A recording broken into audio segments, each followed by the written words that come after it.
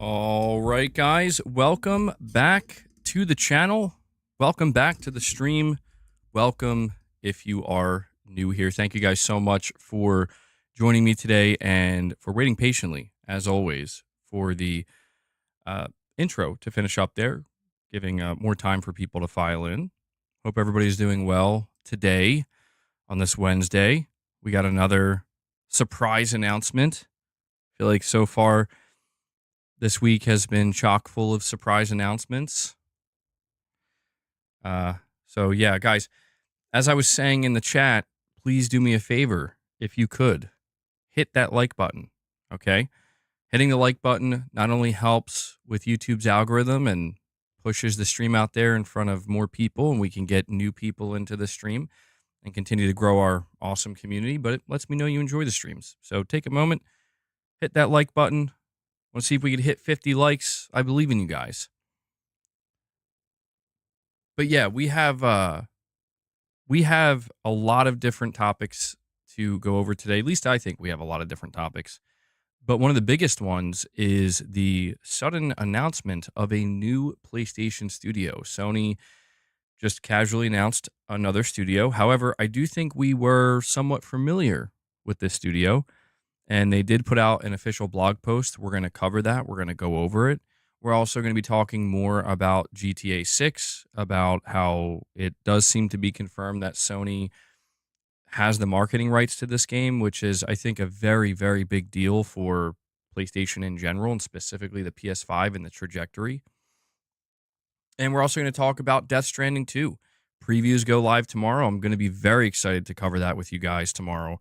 But Kojima is giving us a bit of a development update. We have Digital Dude 25 with a $2 super chat, and he says, John Wick 5 confirmed? Yes. Fire. Yeah, I saw that. I did see that recently, Digital Dude. John Wick 5 is confirmed, and I saw a quote that popped up where Chad Stahelski, I think that's his last name, he's the director of the John Wick movies. He said that they're doing something very different, but when we see the first trailer, we're going to be like, oh man, I got to see that. So that is intriguing and gets me very excited. If you watched John Wick 4, you know that doing a fifth movie is very interesting for reasons. But I'll be there, man. I've watched all the John Wick movies. I remember I was there day one with John Wick 1 sitting in the theater. And I'm like, this movie's going to be great.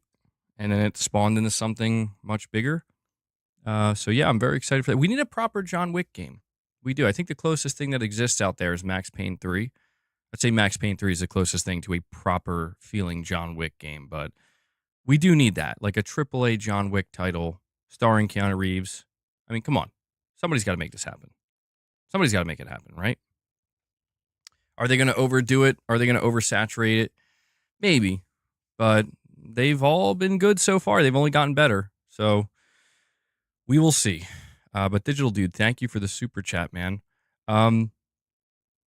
So yeah, the first topic we are going to cover, and I'm just going to talk to the chat for a couple more minutes here before we do, so I can let more people file in, is this new studio announcement. I did put out a news video a couple of hours ago. Unfortunately, I did not see this news about the studio, so I wasn't able to cover that in the video.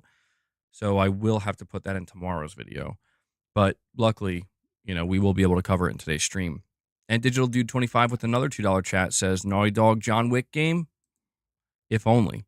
It's interesting. Naughty Dog, I believe Neil Druckmann did go on record saying he would like to do a Punisher game.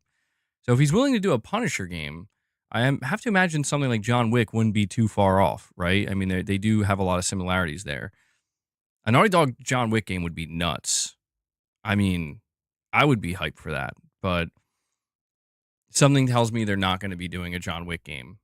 We do know that a John Wick game was apparently being shopped around a couple of years ago, but we don't know what happened.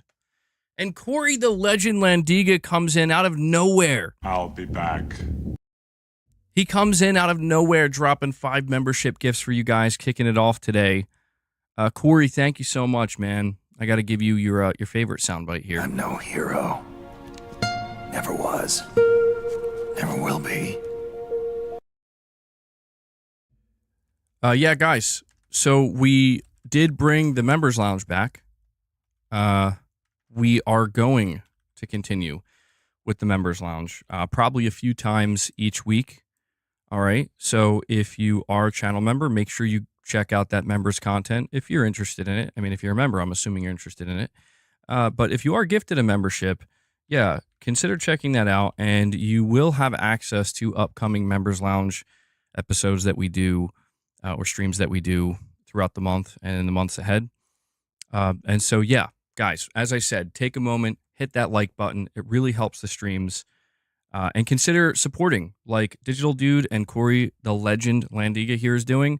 I'm only able to do this because you guys make it possible. We're totally fan funded, which I'm very grateful for. So if you want, consider becoming a channel member, gain access to some of those exclusive perks. Consider gifting memberships. If we hit 25 members today, we'll give Boss some of his treats. You guys know how we do it. Consider dropping a super chat like Lux just did here, or a direct donation. All of these things allow it or make it so that I can be allowed to do this. So thank you guys so much for all the support. I just got to get better at like saying that because we are getting new people here on the channel, new people into the streams. Lux with the super chat says, I feel like people didn't pay attention to John Wick 4. He gets hit in all the same spots. He shot the doc at the beginning of John Wick 3. Pretty clear hint. I mean, I'll be honest, man, like when I saw John Wick 4, I went into it really thinking like how are they going to up the ante here? I mean, after John Wick 3 was pretty crazy. You know, I'm like, well, so you know what did it for me? I mean, I don't know that I was asking the right question. The one thing I always think of with John Wick 4 is him falling down those steps, which is, it's crazy to me that that's like the number one standout thing to me. Just like a whole 30 seconds straight of him falling and rolling down steps and then just getting up again and be like, all right, let's go. The top down scene was amazing, but it was earlier in the movie, the nunchucks. The moment they gave Keanu some nunchucks, I'm like, well, that's it. This is a great movie. Doesn't matter what happens from this point forward. He's basically pulling a Bruce Lee right now. So I was sold on it. See, that's what would make a John Wick game so good. Is it's not just shooting. It's not just Max Payne 3, right? You're going to be beating the crap out of people. You're going to have stuff like nunchucks at your disposal. Absolutely. We need it. Maybe there is a John Wick game in development. Digital Dude 25 says, where's Mr. Bigglesworth? You talking about Boss? I don't know. I don't know if you're talking about Boss or not. But I had to pull out my other chair. In case you haven't noticed.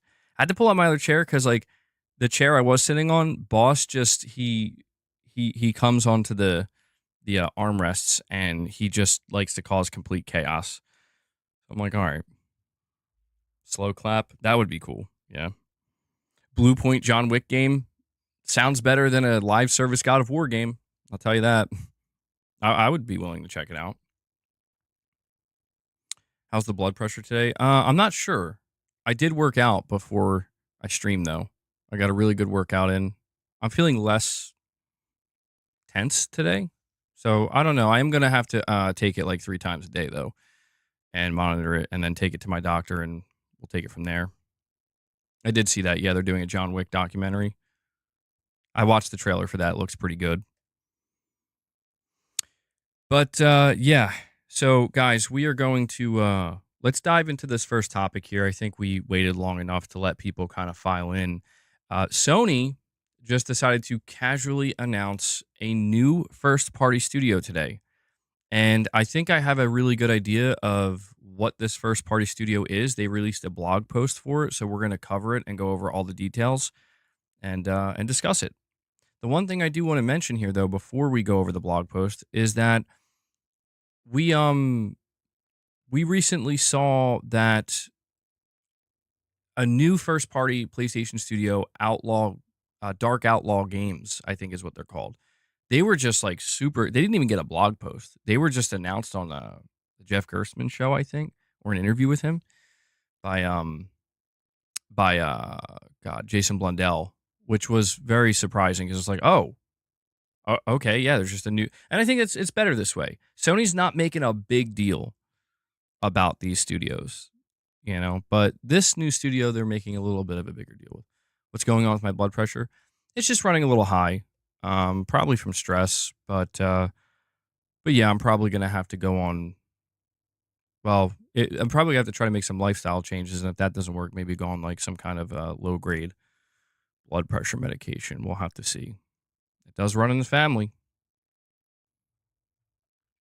Can't wait to play their game in 2035. Oh, geez. All right, so we have a blog post here. Welcome, Team LFG, to the PlayStation Studios family. This was actually written up by Herman Hulst. Rare Herman Hulst appearance. Guess he had to end his vacation a little bit early. He says, "Today I am thrilled to officially unveil a new studio in the PlayStation Studios family, Team LFG, originated at Bungie, but has also rallied developers from across the industry to bring to life an ambitious incubation project that I'm very excited about. The studio is now fully formed and ready to be introduced to the world. I'll let Team LFG introduce themselves properly and give a tiny glimpse of what they've been working on." So I'm going to say right up front here. All right. I'm going to say right up front here that I'm getting some flashbacks. I'm not going to jump to conclusions. I'm not going to do that. It's just not fair to do that. But I am getting some flashbacks where, I remember a couple of years ago, something very similar. Proud to introduce Firewalk Games. Herman Hulst talking about how excited he is about the game. It's going to be great.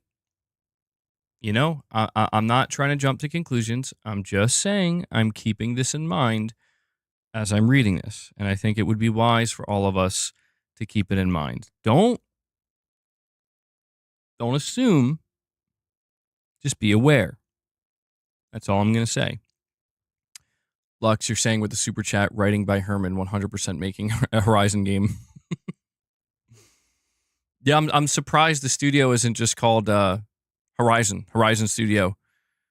Isn't Guerrilla the Horizon Studio? Yeah, but now we got another studio also called Horizon that just will make other Horizon games.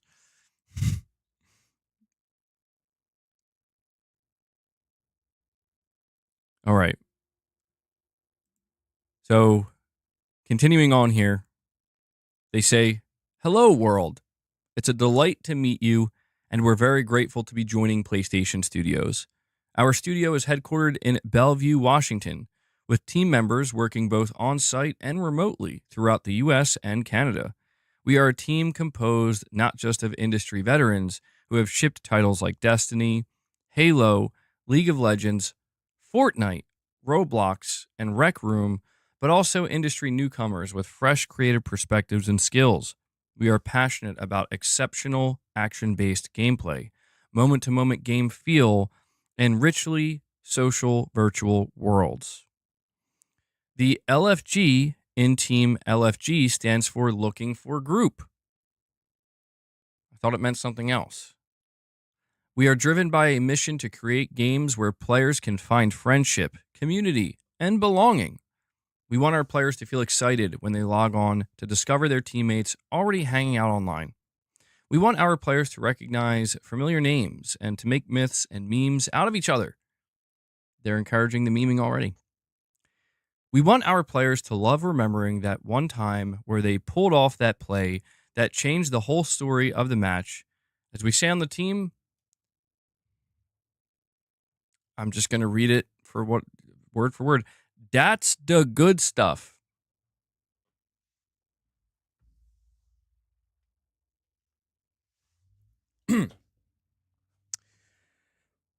Oh God, I'm sorry. The flashbacks are getting they're really hitting me hard right now. We will make immersive multiplayer worlds propelled by action games that players can learn, play, and master for countless hours. We want to build our games with our communities, inviting players to be part of our development process throughout early access playtests. It's critical that we stay nimble enough to react to player feedback, not just in our lead up to launch, but throughout live service as we continue to grow the game and community for years to come. Our first game is a team-based action game that draws inspiration from fighting games, platformers, MOBAs, life sims, and get this one, frog-type games. Players will inhabit a lighthearted, comedic world set in they're missing that, mythic science fantasy universe. We can't wait to reveal more. Till then, we'll do our best. Thanks for reading, Team LFG.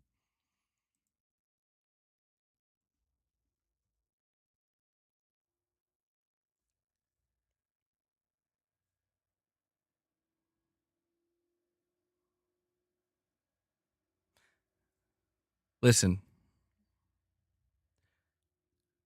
I wake up and I want to be positive. I don't. No, no, no. No, see, Muhammad, no, no, no. No, no, no. No. No, this isn't crying. This isn't crying. We're just having a conversation. We're having a calm, relaxing, adult conversation.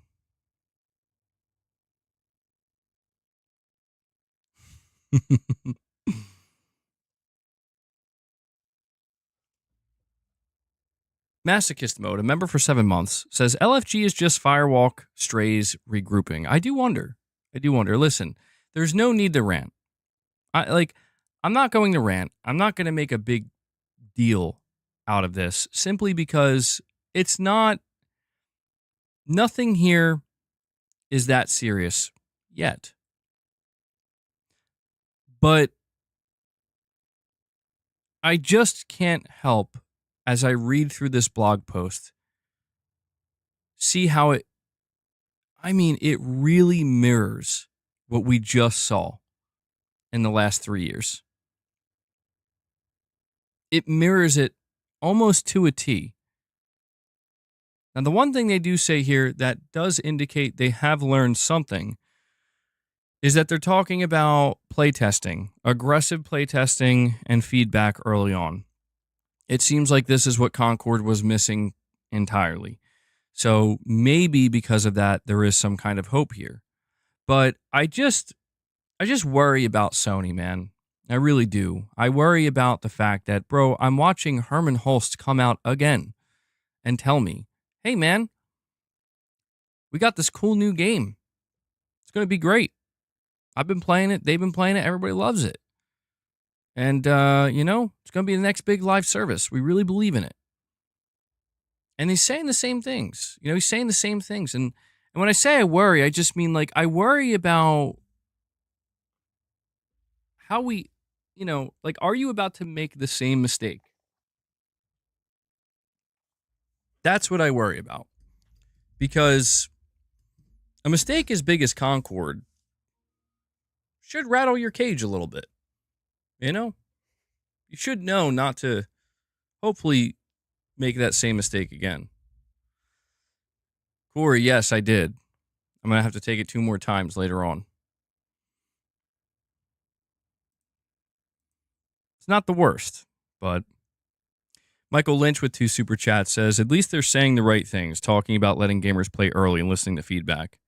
And then you say here, there shouldn't even be a worry with this company. This has nothing to do with the other company that failed. That feeling is in your head. Maybe. You could be right, Michael. And this is why I'm not going to be harsh. I'm not going to look at what this new studio is and say, Team LFG, DOA, shut it down. I'm not going to do that because, for all I know, they are cooking something great, for all I know, right? But until I see what this game is, and until I maybe can even get my hands on it and play it myself, I'm going to be very skeptical and nervous a little bit because, it really does, like I said, it mirrors what we just went through. I remember clear as day coming out here, doing streams, talking to you guys, reading the blog posts and being like, yo, man, this game Concord sounds like it could be something cool. Listen to the way they're talking about it. Listen to how excited the team is.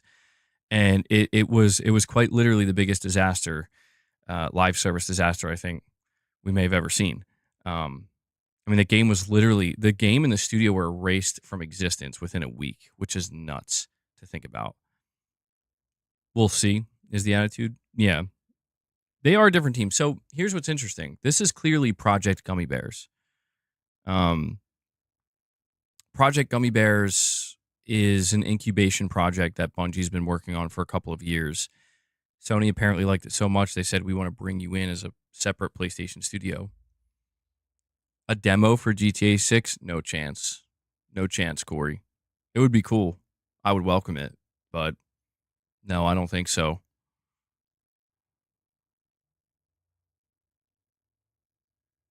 Live service game loosely based around Frogger is not a DOA idea. Well, see, that's what's interesting. I will say this.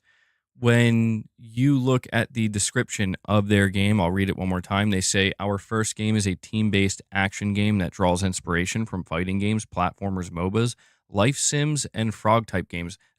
Think about that. Fighting games, platformers, MOBAs, life sims, and frog-type games. I mean, I can say that with that description, I don't think I've ever heard a game described like that. So it's a many different, I mean, very different things. Um, like I'm trying to figure how does a life sim game blend with a frog type game, blends with a fighting game. Yeah, Battletoads, I don't know. But I'm not jumping to conclusions, and I don't want to be that type of person because, frankly, those types of people can be annoying sometimes, where it's like, if it's not exactly for you, if it's not made exactly for you, and it's not exactly what you want, then it's just dead and the worst thing ever. I'm not trying to be like that. I'm not going to sit here and lie, though, and say that I'm eagerly anticipating this game and it sounds great to me. I don't know that this is going to be a game that appeals to me. I simply can't know that until I see it. But I do have an added layer of trepidation due to what happened with Concord. And frankly, I guess that's just how it's going to be for most studios. I will say that when I compare this to the announcement of Jason Blundell's studio, Dark Outlaw Games, I feel better about Dark Outlaw Games just because of Jason Blundell's history, where, he made like Call of Duty Zombies and they have a lot of former Treyarch devs. And I'm like, okay, yeah, I could see them making a type of game that actually speaks to me more than most of the other live service games that Sony's been making. And the basic description and the basic gist of what we're hearing with this game, I don't I don't know that this is going to be for me, but I don't want to fall into the trap of being that person. Well, if it's not for me, it's garbage. I don't feel that way. There are many games that are not for me, and I don't believe they're garbage. And this could be one of them. And I'm rooting for it in the sense that, man, I do not want to see Sony step on the rake like that again. Because that's just going to be disappointing, right? Like, whatever this team is working on, my hope, people say I'm not positive, but I'll show you a little bit of positivity right now. My hope is that this game comes out. It is something that I look at and I say, I don't think I have any remote interest in playing this, but it's a great game and it finds an audience and people love it. And the people who are playing it are very happy and it's a success for Sony and their studios. I hope for that because the one thing that this game does seem to be describing, and it's something that we've been seeing Sony doing, is they're trying to diversify their portfolio, which I am not against. I ultimately do root for the overall health of PlayStation Studios and PlayStation as a whole because that's where I prefer to play. And I like many games, most of the games that come from PlayStation Studios. So I want to see games succeed. I don't want to see them fail, and I don't want to see them crash and burn like what we saw with Concord, right? Will this game succeed? I don't know. I do not know. It's very, very hard to determine that because, I mean, truthfully, it. The one thing I will tell you is that they don't let you know how far along this game is. They do talk about playtesting. They do talk about how it's going to be early access and stuff like that. And the fact that they're announcing the studio, well, I mean, think about the timing, right? Like it is May 7th. People are anticipating either a PlayStation showcase or state of play at the end of this month. Maybe this is where they're going to announce it.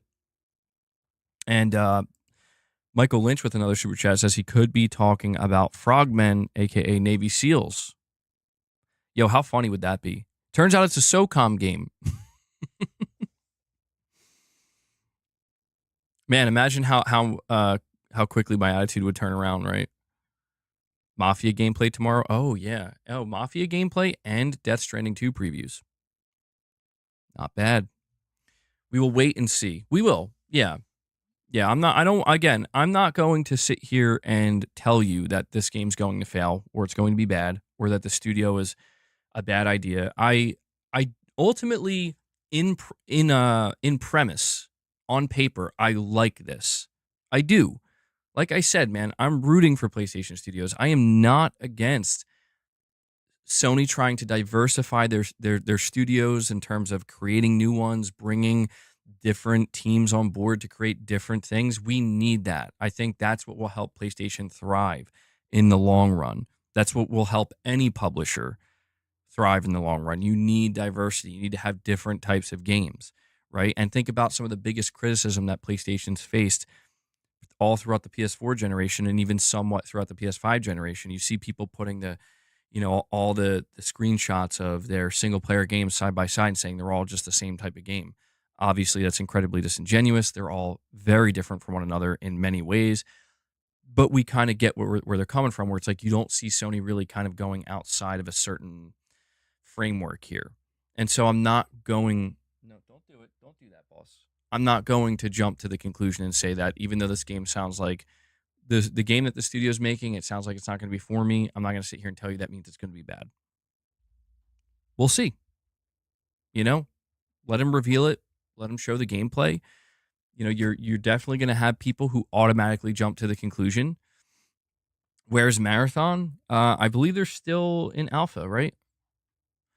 Boss, get down. Get down. Hold on. I gotta.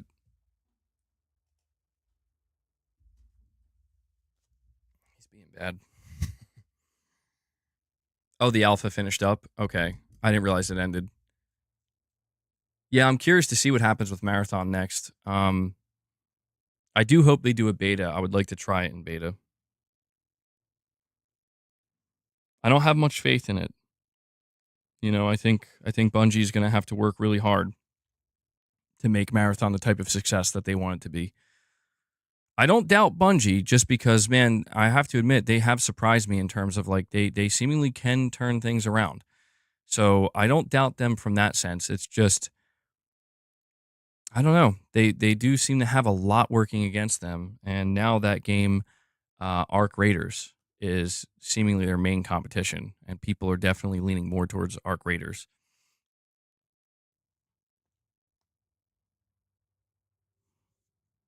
Boss, come on, dude. Go. You're being bad. You're being real bad. Arc Raiders shooting is bad. Is it?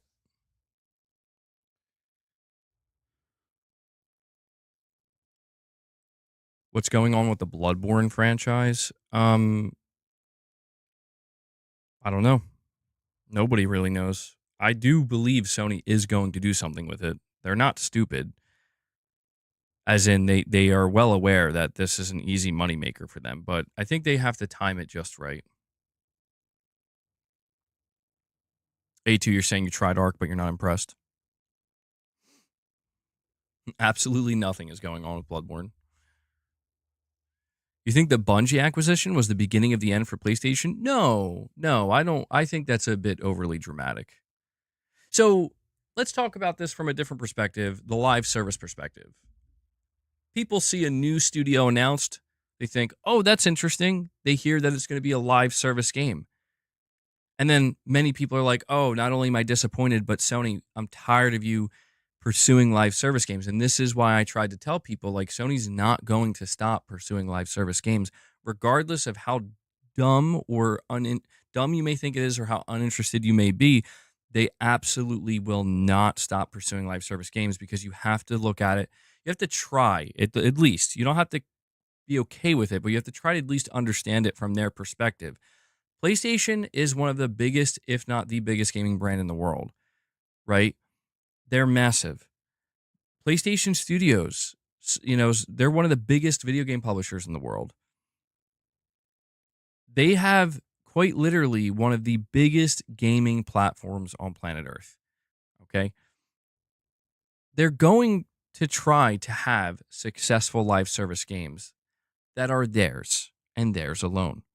They're going to take the money from Fortnite. They're going to take the money from Call of Duty. They're going to take the money from, the sports games and all these successful live service games. They're going to get that 30% cut on all the microtransactions, of course. But they're not just going to sit there and watch as these games continue to take in all the playtime, to take in all the money, or the majority of it, not all of it, but the overwhelming majority of playtime, players' money, players' attention, and just say, well, we don't need to have our own. They're not going to do that. And especially, as I said, after the success of Helldivers, I know we talk about the failure of Concord, but after the success of Helldivers, Sony knows they can do it. That's the most important thing. They've tasted success, they've tasted failure. And I would argue that that taste of success is more important than the taste of failure because that's what's going to make, they're going to look at that and be like, if we can do it, if we did it once, we can do it again. Now, the question is, how far do we take this, right? How far do we take this? Do they just continue to pursue live service, even if they have 3, 4, 5 successful live service games in the future? They just keep going? Or is there some kind of limit? I don't know. We don't know how far Sony wants to take it. But what I will say is I don't think Helldivers was quite enough simply because I don't think Helldivers is going to be that game that's still raking in mass amounts of money 4 to 5 to 6 years from now. I think it'll still be doing okay and have a player base, but we're talking about, like Sony wanting to have a game that's in the top 5 at all times. That's what I think. That's what I think they're pursuing, and so, I would much rather see, I guess, this at the end of the day, a new studio, a team that was already working on something. Regardless of what the outcome is, I'd rather see that than have a blog post written up right now of like, Insomniac or Sucker Punch or something, or even even though Blue Point did have their game canceled, Blue Point being like, hey, we're working on like a MOBA-esque, life sim game or whatever. It's like, what? Why? Are you sure you guys should be doing that? Leave it to somebody else. That's what they're doing. Too much negativity for you today? The content, you enjoy the content usually, or the content, you enjoy the content usually, but the automatic negativity turns me away. Gaming is an amazingly fun hobby. A separate studio working on multiplayer is fine. Well, yeah, I agree with that. But I just think we can't, I don't want to do that thing where it's like, let's just pretend Concord never happened. I feel like that's a mistake. That's all. And I'm not the one in charge, so I don't know, dude. Like, I'm just saying, man, if Herman Hulst saw Concord and was like, this game's amazing, this game's going to be huge, and then we saw what happened, and he believed in that game, and now he's coming out with another live service game saying, I found this new live service game, I believe in this thing's going to be great. You just naturally have okay. I mean, I hopefully it's different this time, right? Hopefully it's different this time.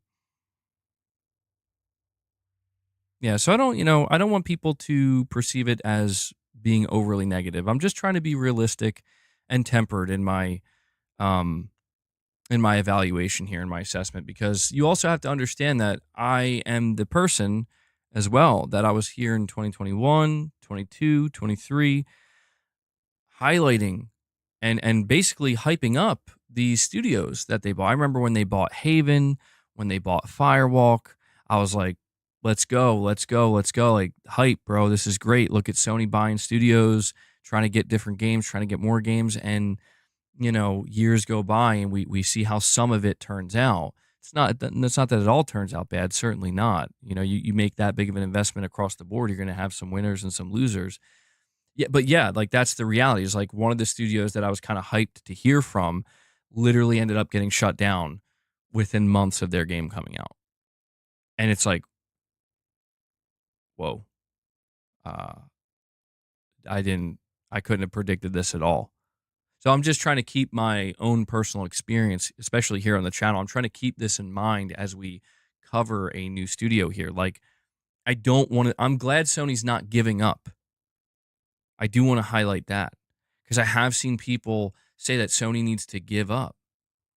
They need to give up. They need to stop chasing the live service trend and whatnot. I'm like, it's not a trend. That I think is the biggest misconception in gaming discussion is people refer to live service as a trend. It's not a trend. That should be abundantly clear by now.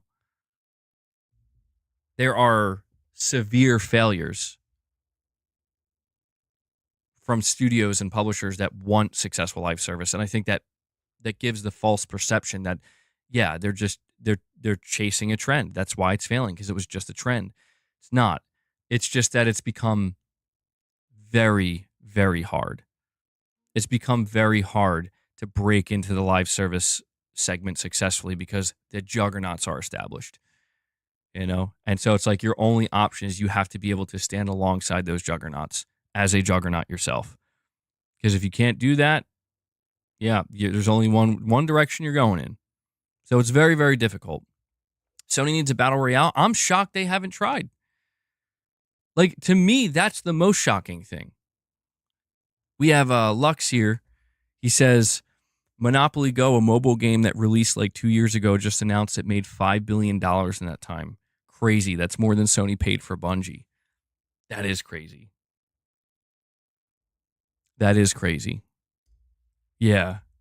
Oh, wow. I mean, Sony made it clear that they wanted to break out in the mobile sector, but they couldn't quite figure it out from what we can tell. They tried to build up a big mobile sector for PlayStation and it just like fell apart. They claim they're still working on it, but I think they're just saying that to kind of keep investors like chill, like we're still working on it, but I mean, it's really, what have we seen from them? So I'm not encouraging that, by the way. I think we are at some point going to see some mobile games from Sony, but it is true that like mass amounts, just egregious amounts of money can be made in the mobile sector. And we have a $20 super chat from Digital Dude 25. Thank you so much for that, buddy. You're saying here, I give props to Sony for just straight up forgetting about Concord. They saw it failed and put it out of its misery, delisted it / don't talk about it. That's how you're supposed to handle a failed live service game. I can agree with that. Yeah, I give Sony props for that too, because what would have been so much worse, and I understand why some people would have liked to see this, alternative outcome, but I think it was pretty clear it was only going to end one way. In my opinion, what would have been much worse is them being like, no, guys, trust us. Like, we're gonna go back. We're gonna make it free to play. We're gonna change some of the art style. We're gonna listen to you, right? And we're gonna mold this and shape this. We're not gonna give up on it. It's easy, I think, to look at some failed live service games, or not, if not failed, but certain games that were meant to, keep people engaged for a long time, and they just kind of drop the ball at launch, but then they over time shape it and mold it into something. There are many success stories. Concord would not have been one of them. And I think that was painfully obvious, unfortunately, where Concord, for some reason, and it's not about just rehashing it and just talking about it again and, beating a dead horse, but it's just important to recognize that, like, Concord had a really special kind of backlash that I could not find anybody defending it or being positive towards it. The most I could find were people being indifferent, which means they're just not interested to begin with. And when I saw that, I was like, this is kind of nuts. This is kind of nuts. And even Sony was caught off guard because Sony was like, well, there has to be some people who are going to support this game, right? And then they released it and they saw, no, there isn't. And I mean, that's unfair. I mean, there were literally some people, but I mean, realistically, it's like, who is this game for? Like, like, like 100 people or something? And you consider the amount of money. So I do agree with you, Digital Dude. I think Sony, even though it was brutal and it was swift, I think it's the swiftness of it that it's like, okay, let just do what's got to be done, bury it, move on, and hopefully when you try again, it doesn't end like this, right? Hopefully we'll never see Sony encounter a game release in the multiplayer space that ends like this. This abruptly, right? Just nosedives this aggressively, because that was pretty. You know what was really crazy looking back on it. The craziest part about Concord and Sony wanting to like delist it is they're like, we're gonna refund physical buyers. That might be the craziest thing, and they did that because they want to, they want to they want to like write it off, right? Like a tax write off or whatever. But like, damn, bro, that's when it's bad. When they're like, we're gonna have retailers refund you for the physical version you bought. That's nuts.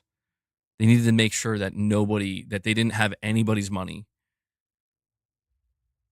That's how in my opinion, that was the sign that, oh, this is over.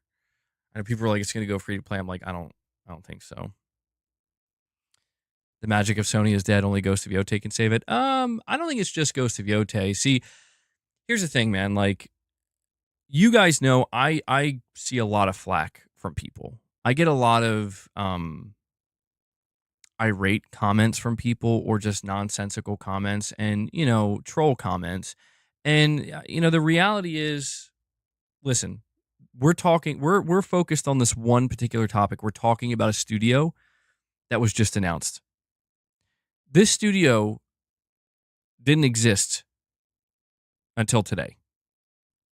And for me, literally nothing has changed. And that's a good thing, because I try to tell people, like, bro, if you're playing on PlayStation, if you're a PlayStation player, you're getting pretty much every third-party game. You're getting games from PlayStation Studios, big single-player games like Death Stranding 2, like Ghost of Yotei, right? You're even going to get a multiplayer game that you may not want at all or care about, but you're still going to get it anyway in Marathon if you're interested, from Bungie, which apparently it does have the PlayStation Studios branding now, which makes sense. You're going to be getting GTA 6 next year. You're going to be getting games like Wolverine, like Intergalactic, like Saros, and probably some other stuff that hasn't even been announced yet. And to me, it's always comical to come across people who try to make it seem like, well, this one thing that Sony's doing doesn't seem so great, or a few things they're doing here don't seem perfect or exactly what we want, so they must be. And Treble Champ, this isn't you, by the way. This isn't a slight towards you. I'm not talking about you, just to be clear. I'm talking about other randos and trolls, essentially. And it's like, bro, here's the fact of the matter. If you're playing on PlayStation, you're winning. From an objective standpoint, you're winning.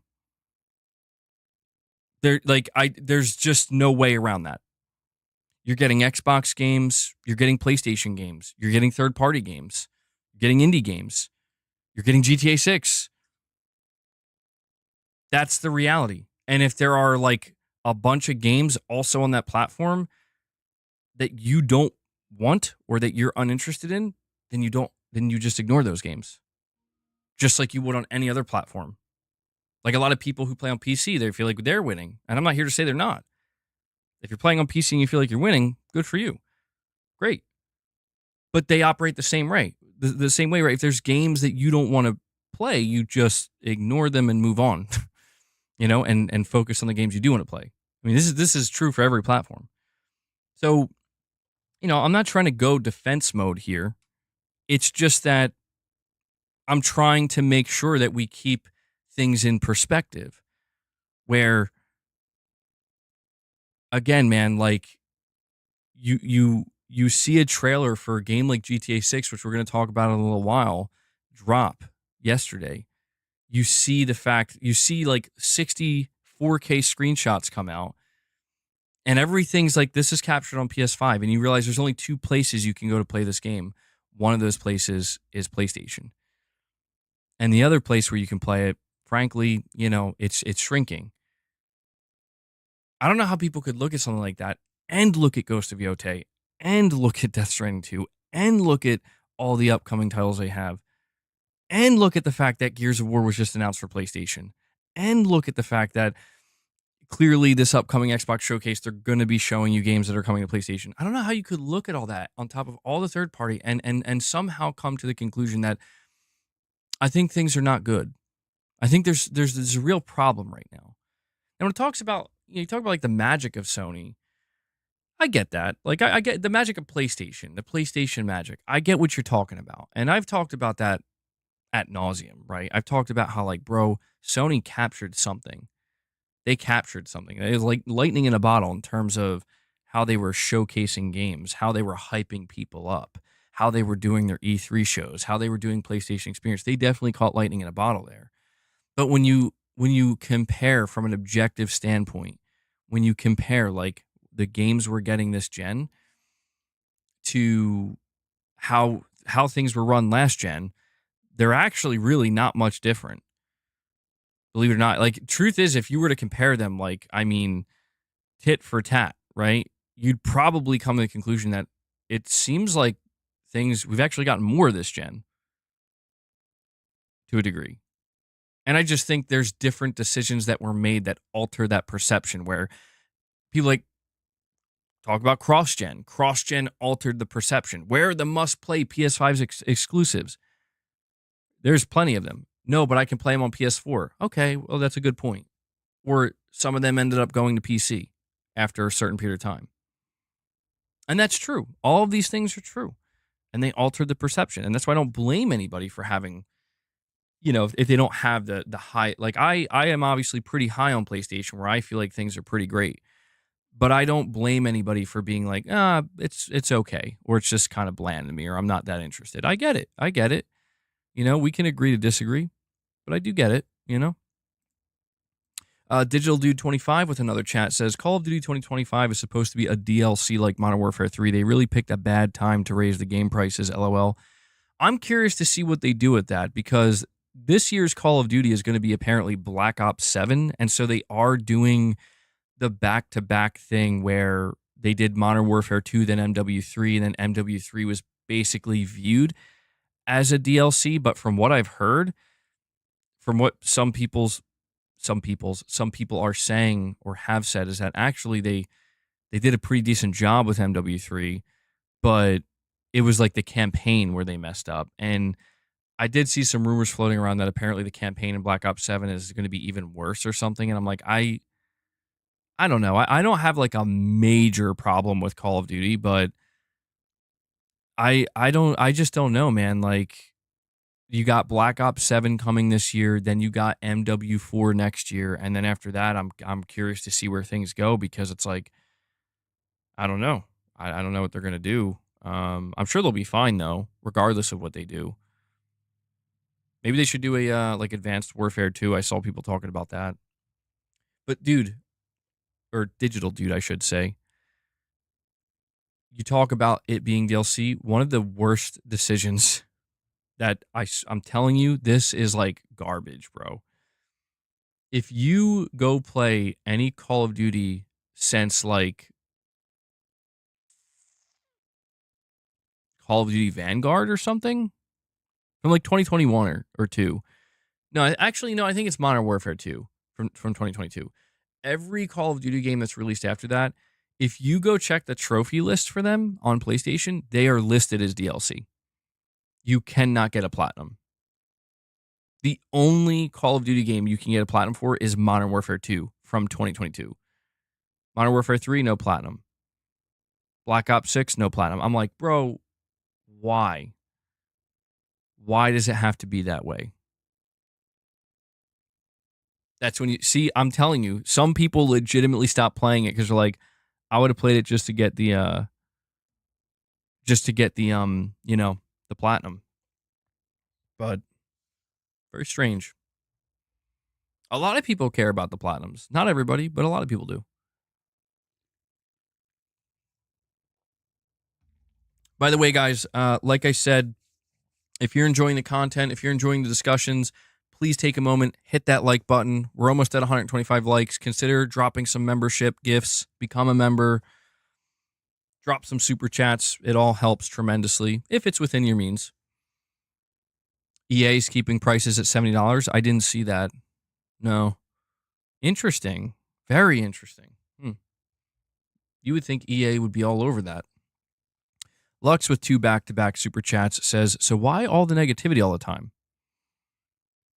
Well, I mean, I'm human, and I will admit that there are times where I'm just in a bad mood.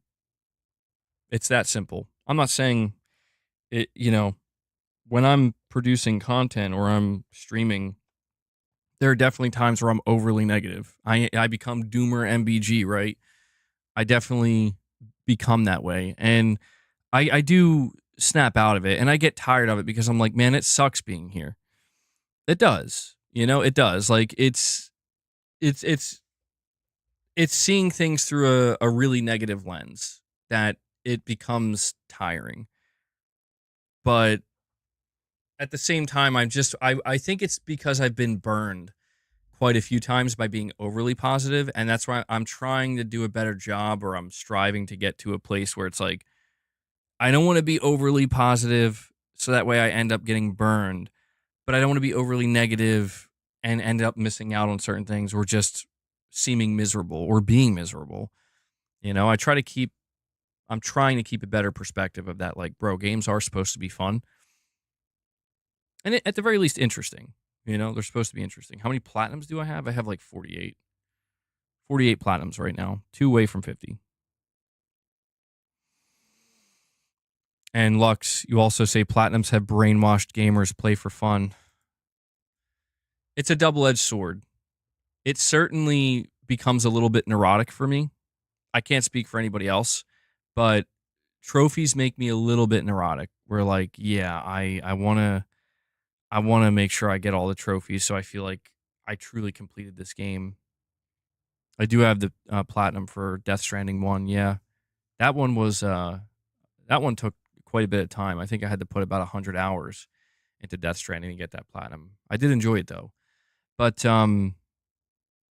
if I look down my games list, there are many games that I played and I beat, or even some games that I did play and didn't beat, where trophies were not the driving factor. There were certainly games where I would have liked to get the platinum, but I'm like looking over the list of the requirements. I'm like, yeah, that's not happening. But there is a genuine satisfaction, I would say, with getting a platinum in most games. And one of the things that I can honestly say in my time trying to obtain platinums is that it's not true for every game, but for a lot of games, it did make me kind of make sure that I experience everything the game has to offer, for better or for worse. It made it so that I definitely got my money's worth in terms of the amount of content I went out of my way to experience and the amount of time I spent playing it. So it's a double-edged sword in that way. But yeah, trophies can ruin your life if you're not careful. They could definitely ruin your life. You see trophies as extra credit in school. You can do it or not. Skip it. Who cares ultimately? Yeah, it's the metagame. It's the metagame. It's not a requirement. Personally, I wish they could be eradicated from existence. And I know that's like a weird thing maybe for me to say. Considering I just talked about how I do like hunting trophies or going for the platinums, but life would be easier. Gaming would be a little bit easier overall if trophies were just eradicated. It did exist on PlayStation, and it was just play the game. I would prefer that, but it hasn't been like that since Johnny Gaming. Let me just explain real quick before I read what Digital Dude said. I'm saying that because it's like I like there are times where it's kind of like what Luck says, where it it's poking my brain, and I don't like it. Where it's like, if you give me a game, you know what I would, you know what the here's the best way it could turn out. Trophies are just mega easy to earn. A requirement is that all you need to do is play the game and beat the game. And if you do those two, you just play the game and you beat it, you get all the trophies. And by the time, and every time you beat a game, you get the platinum. And maybe for multiplayer, it's just hit a certain rank or whatever, a certain level, you get the platinum. If they kept it really ultra simple like that, I would love it. That'd be great. To me, that's just like dopamine on top of dopamine. But I do find myself, like, you talk about going out of your way to play certain games. You think that's terrible? Well, that's why it doesn't exist, right? Because there are a lot of people who feel exactly that way. Like, at that point, what's the point of trophies? But what, like, drives me nuts is, like, get all the collectibles and then and then you can get the platinum. I'm like, that's not fun. That's not fun. Like, I'm gonna have to pull up a guide on YouTube and just follow it, and that's not fun. I mean, maybe some challenges and trophies are fun, for sure. But yeah, I don't know. I have a love-hate relationship with trophies. Digital Dude 25 with another $5 chat. Thank you so much for the support, buddy. You're saying my brother said GTA 6 is the only game he would buy a PS5 for. LOL. He doesn't have any game system, by the way. I'm not surprised to hear that. Digital Dude, that helps me segue to the next topic here, which is, it has pretty much been confirmed that Sony has the marketing rights to GTA 6. And I told you guys for years leading up to this, that if Sony was actually able to acquire the marketing rights. Now, granted, back when I was saying this, I had no idea that this would happen, where, hey man, by the time GTA 6 comes out, Gears and Halo are probably going to be on PlayStation. I would have never expected that. Xbox is going to be in the gutter. I mean, literally, like, nobody's buying these consoles anymore. I didn't think it was going to play out this way. But I did go on record multiple times saying that if Sony gets the marketing rights to GTA 6, that's going to be massive. I mean, quite literally one of the most important and most impactful things that is going to affect the PlayStation brand for the remainder of the PlayStation 5 generation. And I still believe that, especially after seeing that trailer and seeing those screenshots, I believe that 100%. I'm seeing some very bizarre takes from some people regarding GTA 6. And I know how I come off. I know I come off as a Rockstar fanboy. So I'm going to not do that, or I'm going to try to not do that. One of the most bizarre takes I've seen, and this was actually from a couple of people, not just like one person, like one stray I came across. I mean, I saw this a few times, and it was people saying, like, man, not a single ounce of gameplay was shown, and everybody's falling all over themselves for this game. It's like, why, like, what happened to our standards or whatever? And I'm like, okay, why would you, like, I'm trying to understand, like, why would you assume anything other than this gameplay is going to be great or just very good and competent? And Dragon Knight comes in and drops another membership gift for you guys. I want to see some W's in the chat for Dragon Knight. He's trying to get another member train going here, seeing if we can hit that 25 mark. Dragon Knight, thank you so much for that, man. Thank you. Appreciate it. I'm going to add that to the counter. But it's like, I'm not trying to argue with anybody because it's not worth arguing over, but it's just a genuine question where it's like, yeah, they didn't show gameplay, but why would you assume that the gameplay is going to be anything less than good? Even if you didn't really like even if, like, you thought the gameplay of Red Dead Redemption 2 is maybe too cumbersome or too realistic, why would you assume that it's going to be bad? And that's what's weird, is like some of the takes I've been seeing it's like people expressing like it's going to be bad. Like the gameplay is going to be bad. And I'm like, what? Bro, I feel like you could, like, to me, we talk about relating Rockstar and Naughty Dog. It's like, that's like somebody looking at Intergalactic and saying, like, it's probably going to be bad gameplay. It's like, bro, you could say that the story could be maybe not good. You could say maybe you're not going to be interested in the characters or even the world itself, but the gameplay is not going to be bad. And Digital Dude 25 comes in and keeps the member train rolling. He drops another single, bringing us up to, oh, sorry, I had it set to 5. We're actually at 7 members. Sorry about that. Digital Dude, thank you so much for that, man. I'll give you a gopher scream. People love gameplay trailers. I do too, and I'm not against that. I would absolutely love for Rockstar to come out and immediately show me some gameplay. Do it, right? I'll be here. But I just think that it's like some studios, it's like, what do they have to do to earn the benefit of the doubt? When it comes to Rockstar games, and this is where this is not a fanboy statement in my opinion, it's just the reality where it's like when it comes to Rockstar games, look at the trajectory of games they released and then observe that gameplay and tell me where the bad gameplay is. You could tell me there's gameplay there that disappoints you or that you don't think is as engaging as other people do, but I'm going to say the general consensus is they all feature great gameplay or just good gameplay. And Digital Dude 25 comes in with another single membership. He's doing a little single train here, bringing us up to 8 members. So Digital Dude, thank you so much for the support today, man.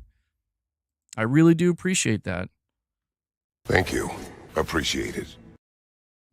Gamers getting brain rot.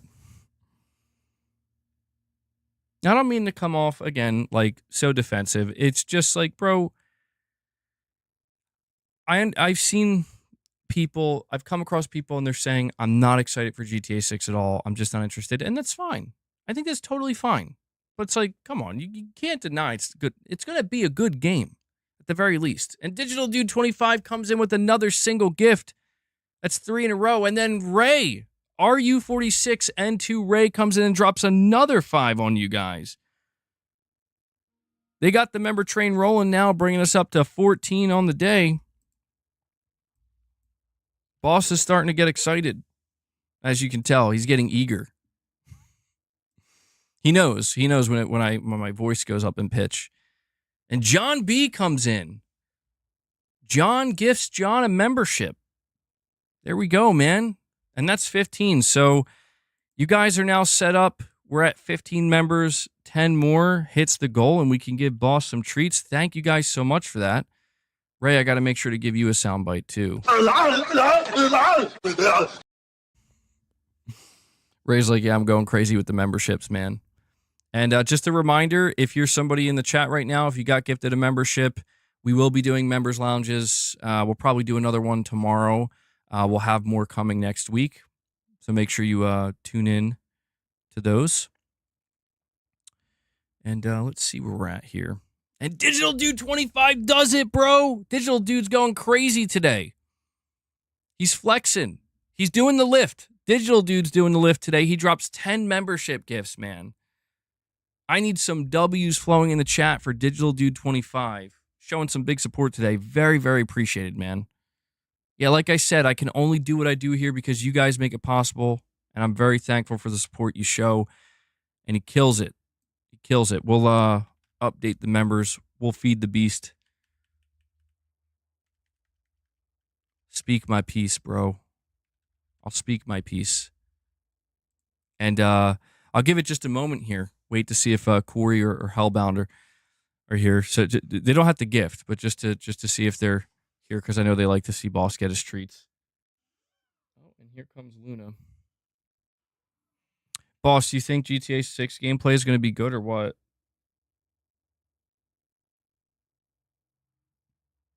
Okay, I don't think there's no thoughts going through his pea brain. He's just like blankly, like just intensely staring. Like, okay, man, Good talk, good talk. And Dragon Knight comes in and drops another member gift. Dragon Knight wants you guys to go beyond the 25 mark. He wants another train. Dragon Knight, thank you so much for that, man. Yeah, guys, we need to get to 50 memberships at some point so I can do reps and lower my blood pressure. That's what I did yesterday. I did reps on stream, like a bunch. And it actually did lower my blood pressure, so thank you, guys. I do appreciate it. Stray 2. Stray 2 would be amazing. Stray was a great game, dude. I platinumed that. That's actually a game I platinumed last year. And funny enough, I was playing Stray around the time that I brought Luna home. Or that, my wife brought Luna home, and she saw the cat on screen and was going crazy. And Digital Dude 25 comes in with another 10 bomb, bro. Another 10 memberships dropped from the sky by Digital Dude 25. He's going nuts today, man. He's making it rain memberships. Digital Dude, thank you so much, man. You think he's trolling? Digital Dude, are you trolling? Is this legit or are you trolling, man? It seems legit to me. Digital Dude's been in here before dropping some good support. He comes around. He comes around sometimes. You never know what's going to be. So Digital Dude, thank you for that, man. I'm going to add that to the counter. That brings us up to 36. So we'll see how far we can take it today, guys. Good stuff. And let me see. Hold on. What soundbite is it? Oh, here you go. Here you go.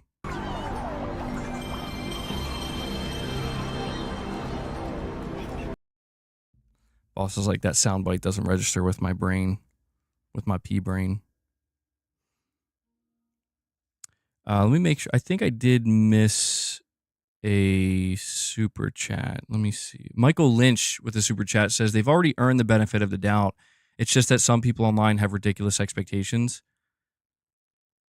Yeah, I mean, I see that, dude. I see that, and I don't quite understand it. Where it's like my expectations are very high too, but like, what are we seeing here that's failing us? And Digital Dude drops another 5 membership gifts, bro. Digital Dude he's just letting the memberships flow. He's not stopping. He's encouraging you guys. He's like, guys, we got to get to 50. Digital Dude, thank you so much, man. That's crazy. I really appreciate that support. We did talk about the studio, yeah. That we talked about that for about the first hour of the show. Unfortunately, I didn't get to cover it in my video, though, today. But damn, dude. I'm going to have to add that to the goal. We are now at 41 memberships. Yeah, I can't believe yeah, it's weird. I've already been streaming for over an hour. It does not feel like it.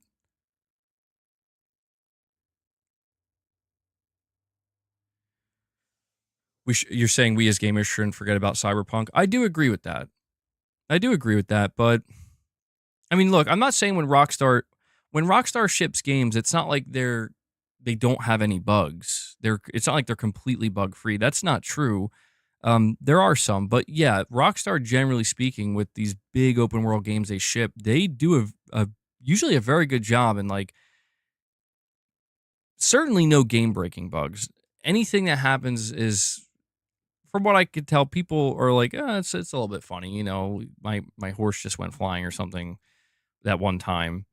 Just something minor. The problem with Cyberpunk when that launched, specifically on consoles, is it was legitimately broken. And it just was not ready. It was not ready. And I don't believe Rockstar will do that. I think the fact that they just came out and said, we're delaying it for over a year. I think the fact that they just did that shows you that they're not willing to put a game like that out.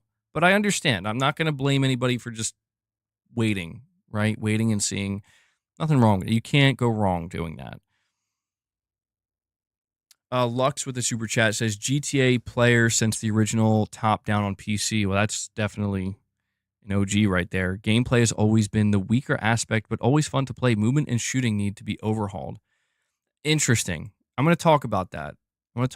For a moment, Lux. And Digital Dude with the $2 super chat says, I'm feeling generous today, LOL. Well, I appreciate that, man. I really do. I don't want to keep sounding like a broken record, but, when I see you guys dropping, large sums of membership gifts or super chats, trust me, I'm not just looking at that and, it's and just, oh, yeah, it's expected or whatever. No, I very much appreciate it. I'm very grateful to be able to, this is why I'm trying not to be so doomer all the time, because it's like, bro, you have the privilege of being able to talk about video games and engage with people and, make some money doing it. Like, you should be happy. And I am, you know? I just don't want to force the positive. If I forced positivity, I'd still be on Xbox, unfortunately. We don't want that. Can't have that. But I really quick, yeah, I did see that, the Xbox handheld leak. It was what was it? What's the brand that they're working with? Asus, is that it?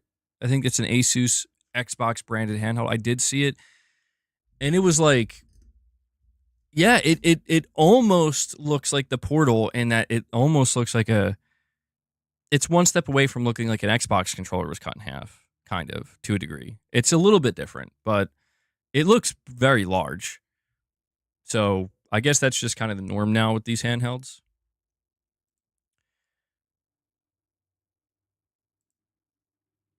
And Digital Dude 25 with another super chat says, you got to pay for GTA 6 some way. Yeah, at the rate we're going, apparently it's going to be $150 for the standard edition. If you want the digital deluxe, it's going to be $200. Well, there you go. I did wishlist GTA. I don't know why. It felt cool to do so. I was like surprised to see that. I didn't think wishlisting would or become available till like later on, but everybody was like, bro, you can wishlist it. I'm like, there it is, man. It's right there. They don't tell you anything about the pre-orders though, like pre-order bonuses. So we still got time. But I'm like, damn, wishlisting available. Okay. I wonder how many people wishlisted GTA 6 already. They need the exposure. I'm not so sure. But Lux, I want to go back to what you were saying for a moment here. You're saying that you've been playing GTA since the top-down days on PC. You're saying gameplay was always the weaker aspect. I mean, I can kind of agree with what you're saying to a certain extent. I think in more recent titles like Red Dead Redemption 2 and GTA 5, you can tell that there's a major emphasis placed on like realism, right? The realistic physics and the fact that you can't just turn on a dime, really, right? Especially, I would say Red Dead Redemption 2 took this to the I don't want to say the extreme, but they took it the furthest they ever have with something like Red Dead Redemption 2, where it's like it's very simulation like. If you go play Red Dead Redemption 2, yeah, it can feel a bit cumbersome, but that's because of the realistic nature of it. And I understand where it's like maybe some people feel like maybe GTA would ultimately feel better if they did overhaul a lot of the gameplay mechanics and just made it feel, frankly, a bit more arcade like, you know? And I get that. And that's why I remember prior to GTA 5, I was playing Max Payne 3. I was even playing Max Payne 3 multiplayer. I'm like, this is fantastic. And I remember that they were teasing like clans or something, where if you I think they made it so like if you make a clan in Max Payne 3, you can move that clan over to like GTA Online or something like that. And I was like, oh, that's so cool. And man, good memories. Wow, God, it's been so long. Great times. Max Payne 3 was such an amazing game. But the shooting, I remember thinking to myself, like, man, how awesome would it be if we took Max Payne 3's shooting mechanics and just put it in GTA? Right? How amazing would that be? And it's like, I do think it would feel better, Like, there's no doubt that if you had Max Payne 3 shooting mechanics in GTA, the shooting would feel better, but it comes at the expense of it doesn't, it's not realistic at all. You know, like now, like that's what made playing Max Payne 3 online so funny is that everybody's Max Payne now. Everybody can do these crazy trick shots and diving and all this crazy stuff. And so it definitely would make GTA way less realistic and almost turn it. It would make it feel more like an arcade shooter. And I can understand both sides of the coin. I can understand why some people would like to see them do that, but why others are like, no, that like at that point that's not GTA. That's Max Payne. That's a GTA world with Max Payne gameplay. And I get that. I can see both sides of the coin here. But I am curious. I will say I am curious. GTA 5, one of the weaker aspects of that game for me, and one of the things that I didn't enjoy as much was not the shooting mechanics per se, but I remember when I went to go play GTA Online and I tried to play game modes and I tried to play it like a shooter and I just realized like it's not I'm not jiving with it in that way. Like it's not I'm not connecting with it that way. It just doesn't play like a I wanted to try to play it like a third person shooter. And they did have like these game modes that were trying to facilitate it. Like I remember just trying to basically play straight up team deathmatch and deathmatch in GTA Online, and I couldn't get a feel for it because I'm like, I don't know that these mechanics really facilitate uh, that type of like team deathmatch esque experience. But that's okay though because I did take a step back and I'm thinking, maybe I'm approaching this wrong. Where it's like, yeah, you shouldn't be approaching GTA Online as like a PvP experience. Just go do some co-op missions. Go do the heist missions. And that's where it shines. And it's like, okay, yeah, I don't know. I don't know that that's the way GTA Online was meant to be played. Um, but I have to admit that from talking about getting gameplay for GTA 6, this is the aspect for me that I'm really fascinated in seeing more of. Where I guess I'm just kind of playing it safe, and I'm assuming that the gameplay of GTA 6 is going to feel very similar to Red Dead and GTA 5, where it's going to have that weightiness to it. It's going to have intense, crazy physics, and the gunplay. I'm assuming the gunplay will be improved, but I'm not sure by how much. I'm not sure by how much. If you look at the gunplay of GTA 5 compared to the gunplay of something like GTA San Andreas, I mean, you can see how vastly it's improved. And so, I do take into account that this game has been in development for 12 years. There's a chance they could have completely overhauled the gunplay. I'm assuming the driving will be similar because the driving mechanics in GTA 5 were very, very good. Not the most realistic, but fun. So, yeah, I don't know, man. I just, Rockstar is a studio that I have a lot of faith in. There are certain studios that I just have this unwavering confidence. It's not to say that any studio is perfect. No studio, in my opinion, is perfect. But there are certain studios where it's like, I think they've completely proven that the worst thing that they can do is create something that's just good. Right? Like, not great, not amazing. The worst you could expect is just something good because that's all they've really ever done. And so, if a studio like Rockstar comes out with GTA 6 and somehow something that they put a certain aspect of this game is just flat out bad, that would be a first. And that would be shocking. And that would likely undo that studio. I have faith in Rockstar, most obvious statement ever. I mean, it may seem like the most obvious statement. Bro, some of the comments I've been reading, not on my channel, but just, out there, some of the stuff I've been seeing, I'm like, guys, was Red Dead 2 bad? Was GTA 5 underwhelming? Has Rockstar ever failed with GTA? Have they ever put out a bad GTA game? I mean, I can't really speak for Lux, you're saying you played the original games, you know? I never did. I never played the top-down ones, so I can't actually tell you if they were good, but if I'm correct, I think that they were considered pretty good for the time. I don't think they weren't considered, like, groundbreaking or anything, but they were considered pretty good.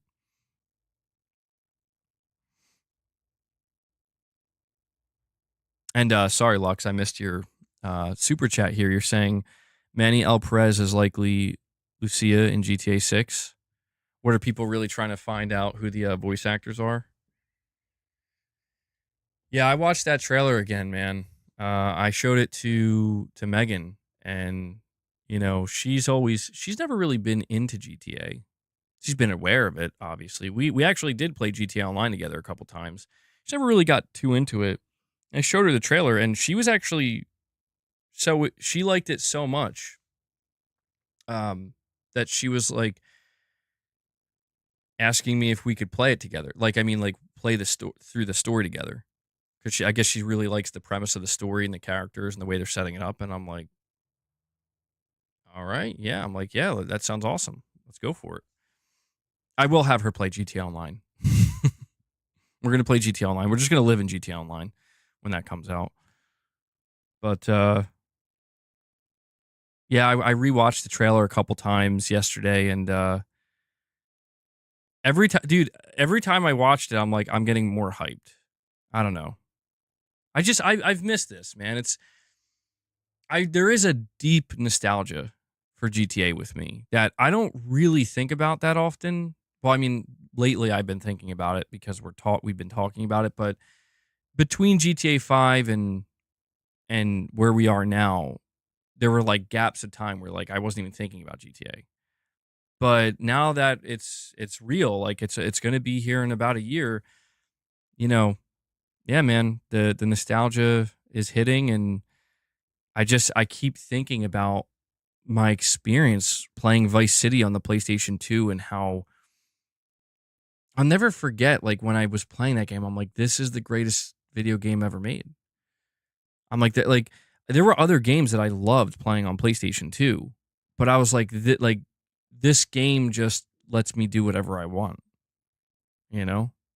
And it's just so crazy to look back at that and look at where we are now and looking at how much has evolved, and it is crazy. I mean, I know it sounds a bit cliche, but it really is crazy. Like, here's another thing I want to mention too. When we were going over the different areas for GTA 6, I know it's like Vice City's the first one they list. And the whole it's almost like a state, I guess, right? Like Leonida is what they call it. It's basically supposed to be like Florida.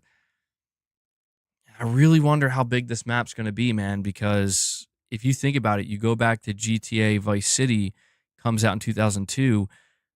Vice City, that's Vice City. That's all of Vice City. That entire map is Vice City. That's now just one of multiple sections and multiple areas of this new map they're bringing out. And I'm like, see, that to me that's very exciting. That's very, very exciting. I remember I read a rumor, don't know if it's true or not, but a rumor that claimed that GTA 6's map is not necessarily going to be that much bigger than 5's, but it's going to be much denser, like way, way denser. And you're going to be able to enter way more buildings. And that actually sounds better to me than having a larger map that's even bigger than GTA 5's. So we'll see if that turns out to be true.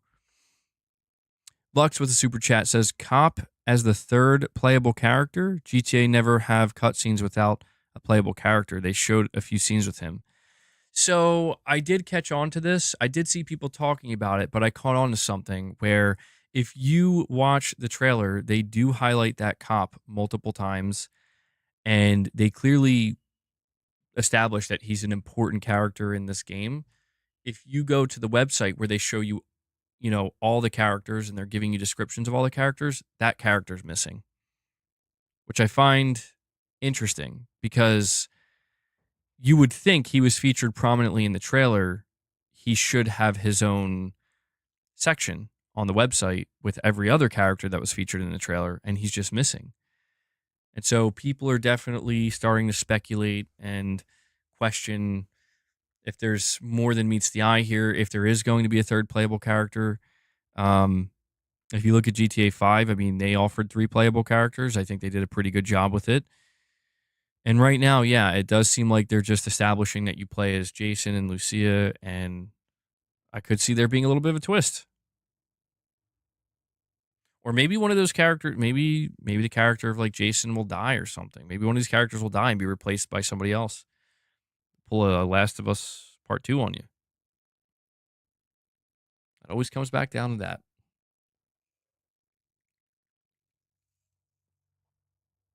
What if Lucia is an informant and betrays Jason?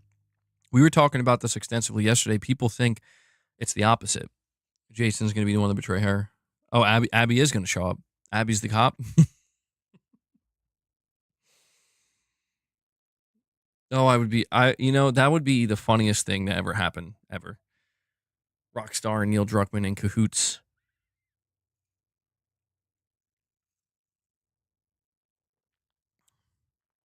Yeah, I'm stoked for it though, man.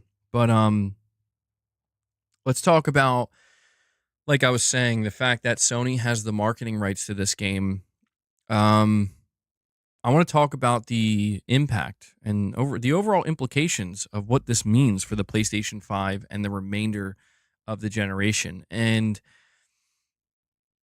I kind of want to refer back to what Digital Dude said. Digital Dude said that what was it? I think you said it was your friend, right? Your brother.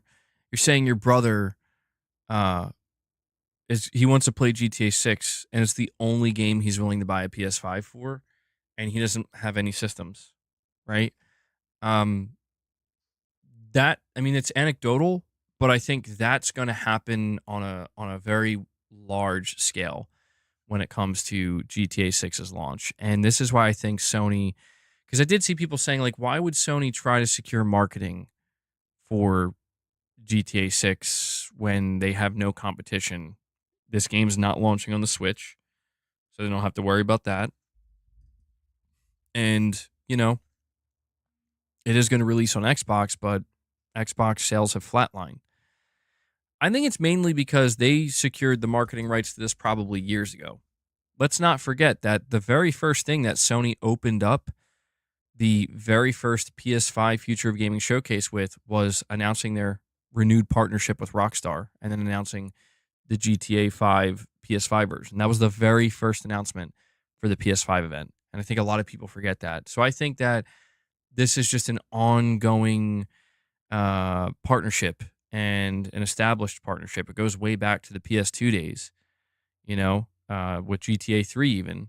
Vice City, San Andreas. I think GTA 4 is the only time that Sony and Rockstar are basically disconnected from one another, and Microsoft paid a copious amount of money to get Rockstar and GTA 30-day access to the DLC and all that stuff. But yeah, man, I think it just makes sense. I think Sony is well aware of what this game's going to do for their console. Sony could do nothing for the rest of the generation, and GTA 6 will skyrocket the PS5 to 100 million. Now, luckily, Sony is doing a lot more. Oh, sorry about that, Digital Dude. Yeah, you're right. That did go off. I forgot to go check. Hold on, let me go see. Okay, yeah, Digital Dude, you dropped a direct donation. You're saying off topic, but I'm surprised we didn't get a Mortal Kombat bot in Astrobot. Oh, you're right, actually. We didn't. Yeah, there were some odd omissions. That's the first time I heard that one brought up, though. I don't think there's any Mortal Kombat. Right? Hold on. Wait. They didn't add... I thought that they added that as a DLC. Nah, you might be right, though. Oh, yeah. No, they didn't. Yeah, that's a weird one. That's a weird one. You would think that something as important as Mortal Kombat, it's, a vital part of gaming history, of PlayStation history. There were definitely some odd omissions. I think people were talking a lot about the fact that there was no Final Fantasy or whatever. No Mortal Kombat and Astrobot, just Street Fighter. Yeah, they did have Street Fighter. You can't help but wonder why, right? Like, do you think WB Yeah, because WB, they own the Mortal Kombat IP now. Do you think they were being stingy about it? They were being weird? Because I do remember that Nicholas Doucette, I think that's how you say his name. I might be saying it wrong. Um, I remember he gave like an explicit shout out and thank you to all the studios and publishers who were willing to work with them. Basically implying that like they just let them do it, you know, like they got their permission. Oh yeah, they had Tekken in there too. Yeah, yeah, yeah. Astrobot was a great game, dude. I'm feeling pretty confident that there's going to be a new Astrobot game at around the launch of the PlayStation 6, um, like a follow up to the one we got last year. And my question there is like, I mean, I wonder how Sony handles it. I wonder how Team Asobi handles another Astrobot. Where like, do you continue to lean into PlayStation history with it? Surely you do to an extent, but the stars aligned perfectly for Astrobot, where like they're leaning into PlayStation's history during their 30th anniversary, right? So I wonder what they'll do at around the time of the PlayStation 6. I'm stoked though. I can't wait. I mean, I won't lie. One of the coolest parts of Astrobot is exactly that. It's seeing them celebrate the not just the history of PlayStation, but just all these different games and IP. It's very cool. Very, very cool. Shout out to Team Asobi, man. Tekken has had more impact on PlayStation than Mortal Kombat. Uh, you're probably right about that. Tekken has always been yeah. I remember like Tekken 3 on the PlayStation. I remember that was huge, man. That was huge. That was one of the games I played most on the original PlayStation. Like I was really young when I played the original PlayStation. So there are like a lot of games that, you know, I was just watching this video recently about the worst games ever made, and I kept seeing a Simpsons wrestling game being referenced, and I'm like, I played that game, dude. I played that game. I also had my mind completely blown when watching this video because do you guys ever hear about that game? It's also considered one of the worst not just one of the worst PS1 games, but one of the worst games ever made, called like Bubsy 3D. Anybody know about this game? And I was listening to this whole breakdown about the studio that made it, what went wrong, why it failed, just to find out that that studio went on to become Ben Studio, and their latest release was Days Gone. I almost fell out of my chair. I'm like, what? Yo, what?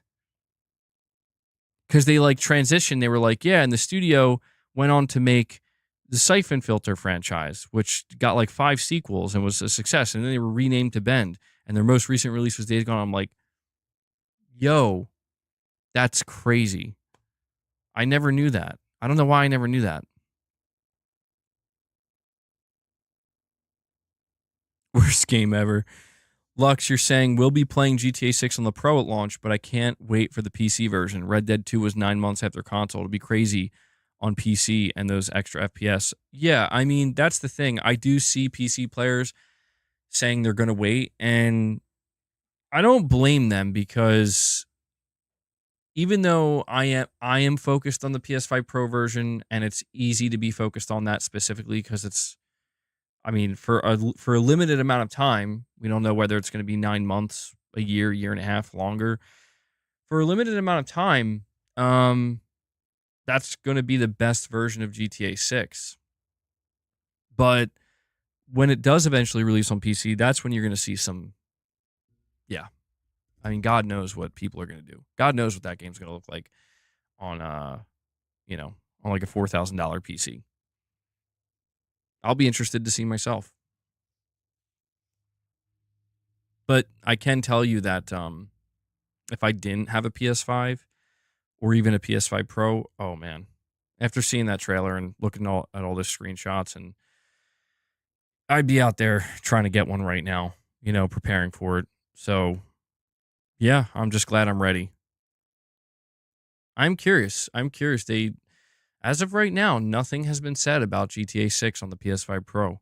We know it'll be PS5 Pro enhanced. There's no way it won't be. But I don't know. Like, I'm just really curious to see like what they're going to be. What Rockstar. Look, people always talk about the Xbox Series S, right? They talk about how bad this game is going to run on the Series S, or if the Series S is going to be a problem for GTA 6. And that's where I always try to say, like, Rockstar are very, very, very good at what they do.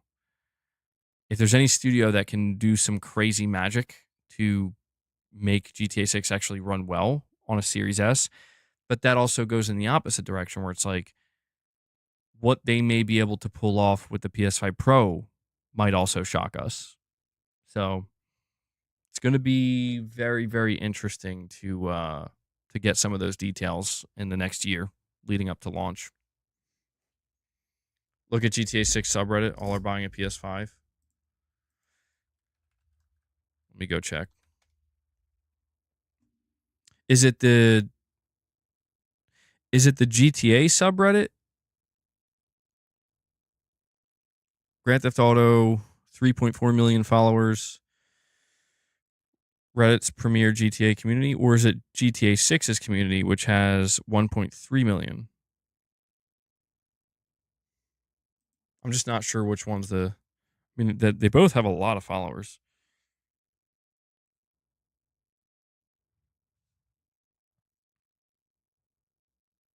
Do I think that there will be a Black Friday deal for the Pro? No, I don't think so. Ghetto God, honestly, I think the Pro is just staying at 700. I mean, if anything, I could see the price going up. I hate to say that, but if there's going to be any sale for Black Friday on PS5s, I think it's just going to be the base model. I don't think the Pro is going to be part of it. That's just an assumption. I could be wrong, but I'm not anticipating it. Gears of War Reloaded only has a physical version for PS5. Oh, they are doing a physical version. Hold on. I'm going to check that Reddit in just a second. Let me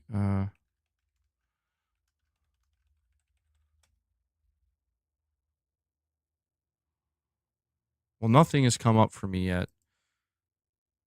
I mean, I checked Amazon. Where was this confirmed, Mr. B?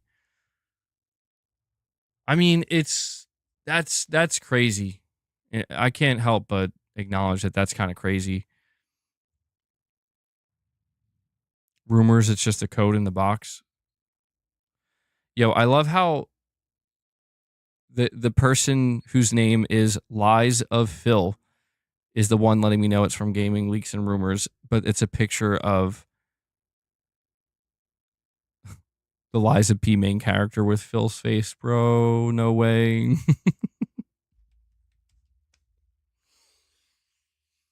You guys never cease to amaze me, you know that? Never cease to amaze me. So here you go. Gears of War Reloaded physical coming to PS5 and PC only. Wait. Physical for PC? There's no such thing.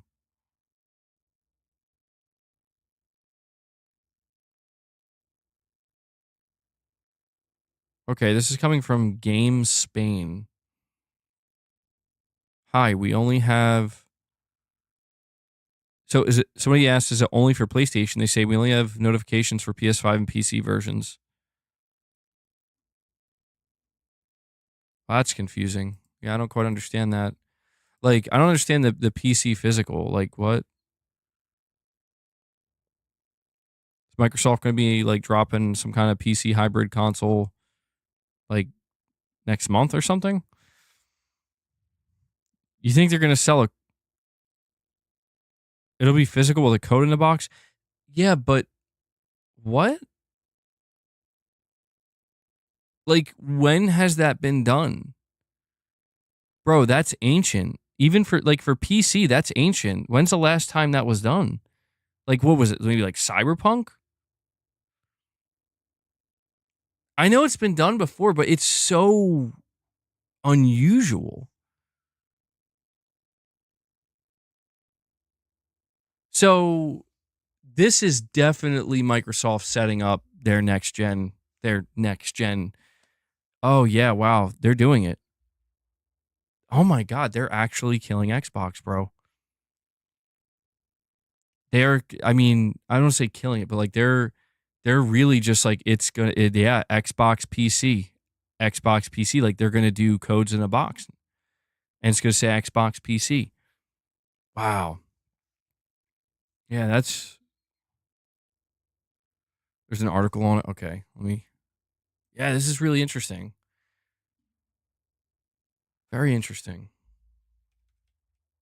Let me go check that article out. Yeah, I was thinking it was going to be digital only.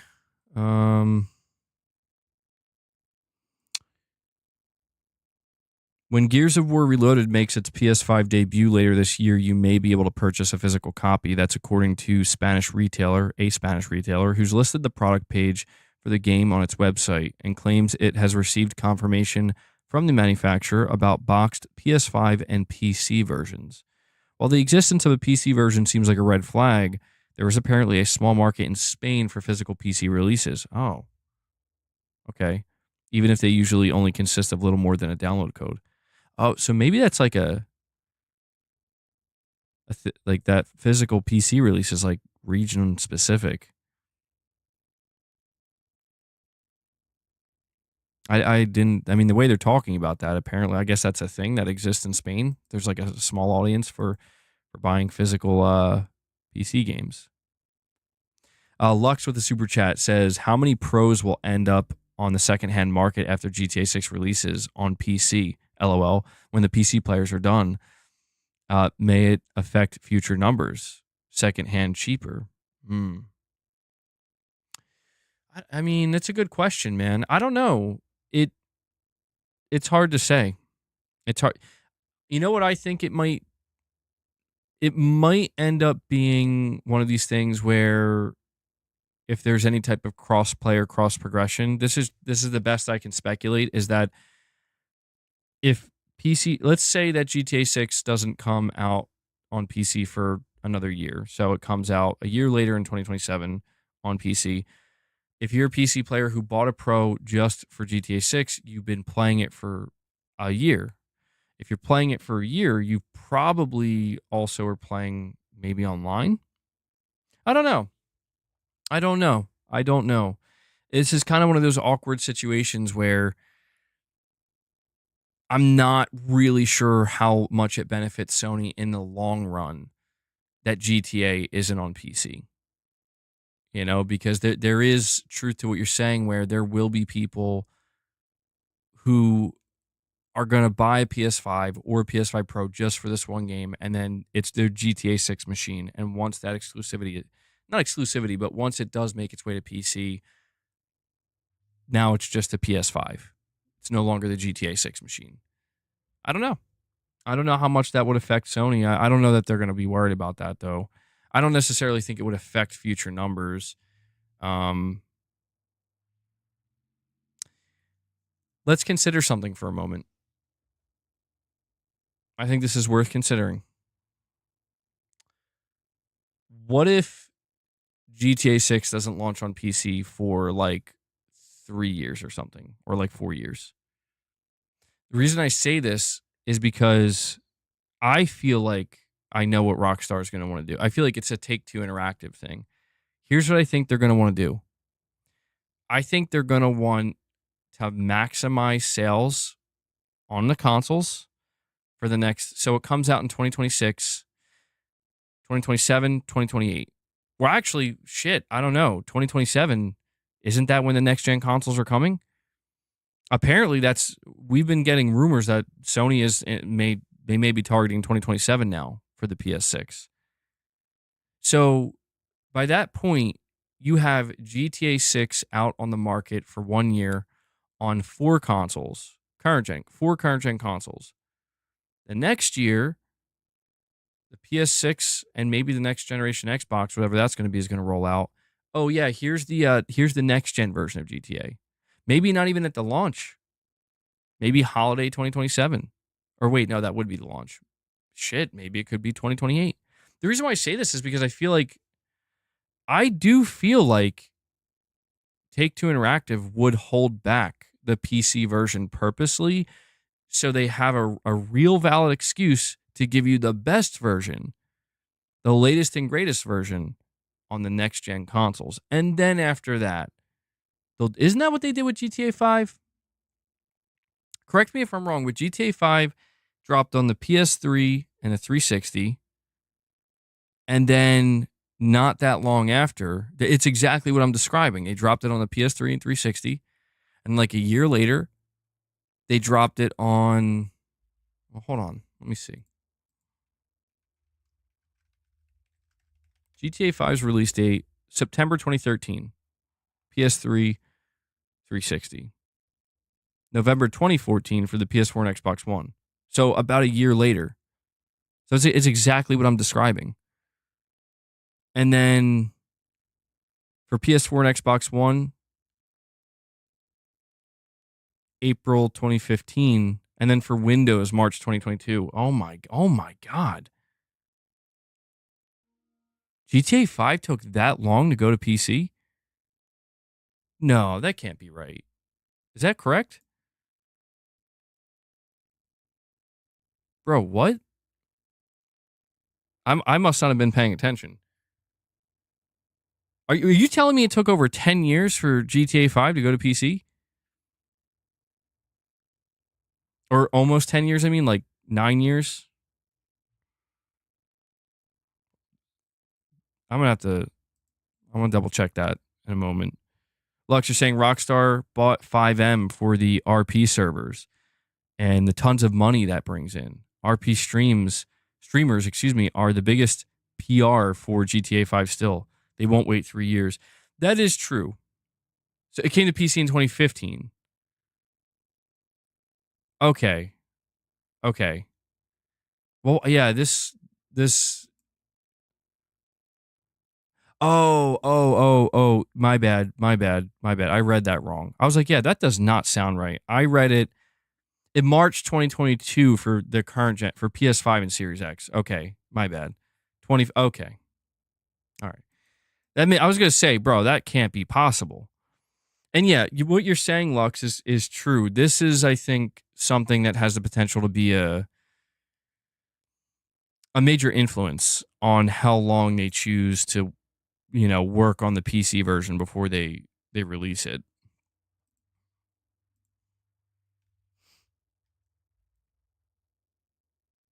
They're going to make I mean, yeah, I don't know. You have to imagine they have some strategy. 9 months for Red Dead Redemption 2. I will say I'm going to stick with my initial thought though that because GTA 6 is launching in such close proximity to the next gen consoles, I think that's a double dip move. That's a purposeful double dip that they're prepping for. Because they will be able to say, if you want the even better version of GTA, the new best version of GTA is now on the PS6, so go get it, PS players or whoever else. And if they wait another 6 months to a year, then they can roll out the PC and be like, okay, the final destination for the best version. Maybe until the PS7, like another 7 years later. I could see them doing it that way. Because what you're describing with their servers, or they bought 5M, I think they're going to integrate that to consoles. I do. I think that's what GTA Online is basically going to be. And if I'm not mistaken, the 5M, the RP servers, they're role playing servers. I want to ask you this though: can people create their own content on PC in these servers? Can people do that?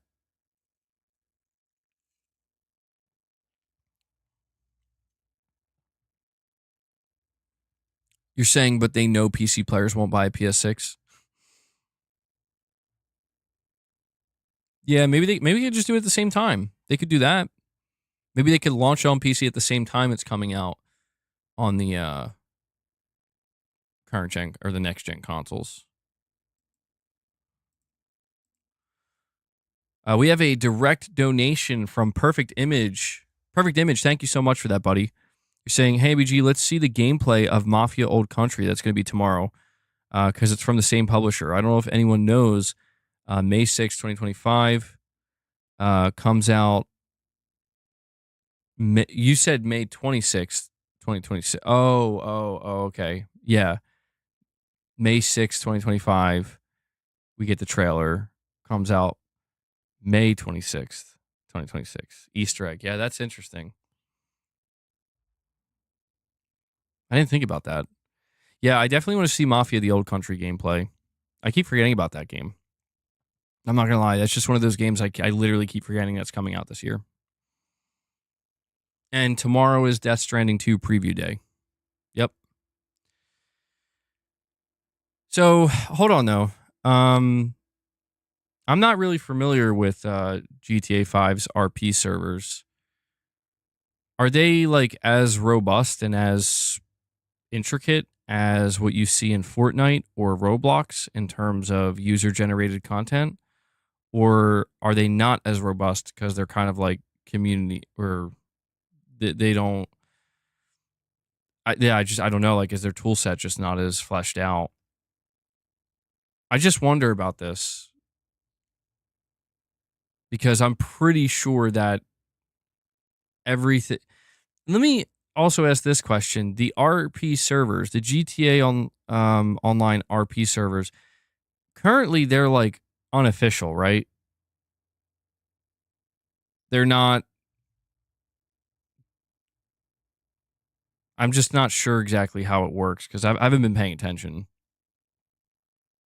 They're mostly community mods. Okay. Jake Skew, what's it in regards to, man?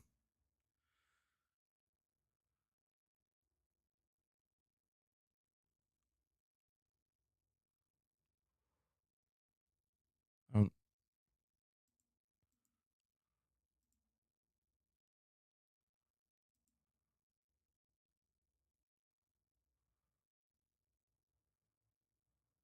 oh, Elden Ring, Night Rain.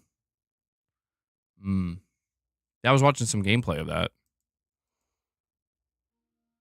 I'm not. I don't know if I'm gonna play Night Rain, dude. I'm not sure.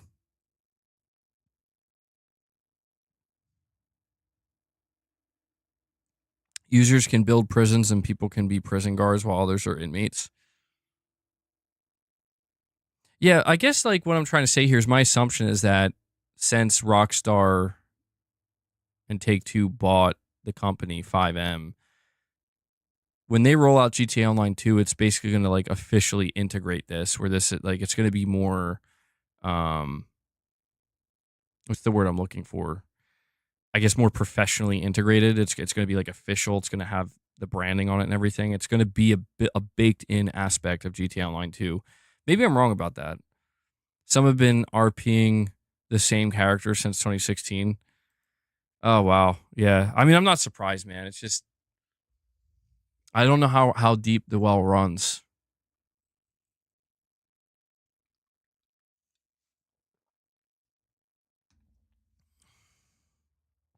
Any news on a PlayStation State of Play? I haven't heard anything, man. I haven't heard anything. I've been kind of waiting to see if I've been waiting to see if there's going to be some kind of rumor or leak. Yeah, I'm getting a little worried. I'm gonna be honest. It's like the first week of May is about to be up, and I will tell you by this point we usually have a solid rumor or two letting us know that.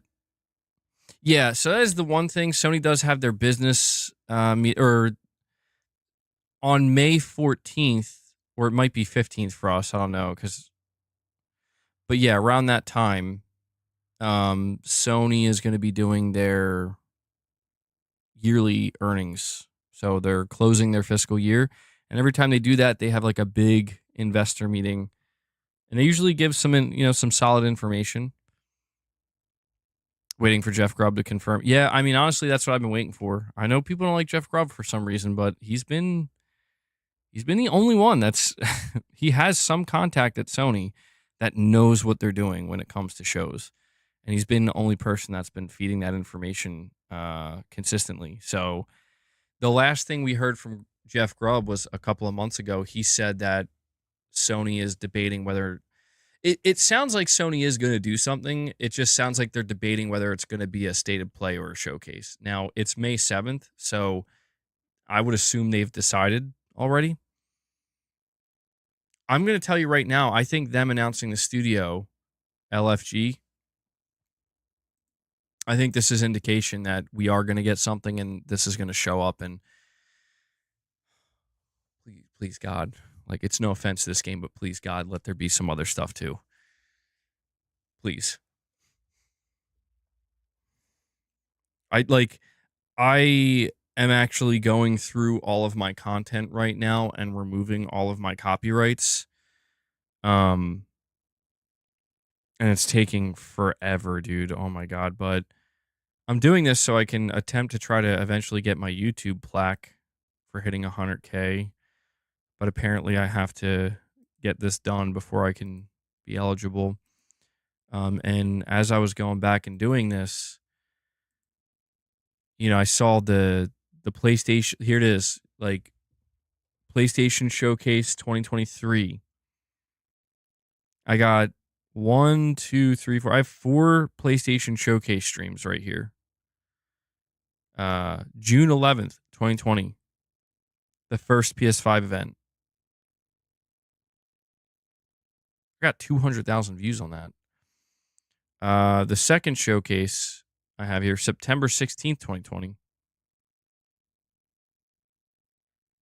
Third, September 9th, 2021. So almost exactly a year later. Almost. Showcase 2021. Then May 24th, 2023. So we've gotten a total of 4 showcases from Sony this gen. And when I was specifically looking at that, showcase from 2023, man, I'm having like PTSD flashbacks. Oh, geez. End of May, book it. Sony, please just make it good. We are getting that LFG game announcement soon. Lux, you're saying 5M modders are working with Rockstar. No Pixel especially. They're the top server with the biggest streamers, some pulling in 30K plus regularly during new patches. What? Bro, see, like, this is how I know I'm out of the loop with some things. And this is one of the things that I'm completely out of the loop on. That's crazy.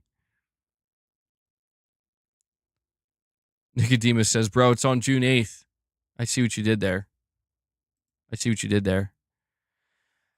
I mean, tuning into the Xbox showcase this year is going to be more interesting than it's ever been for PlayStation players.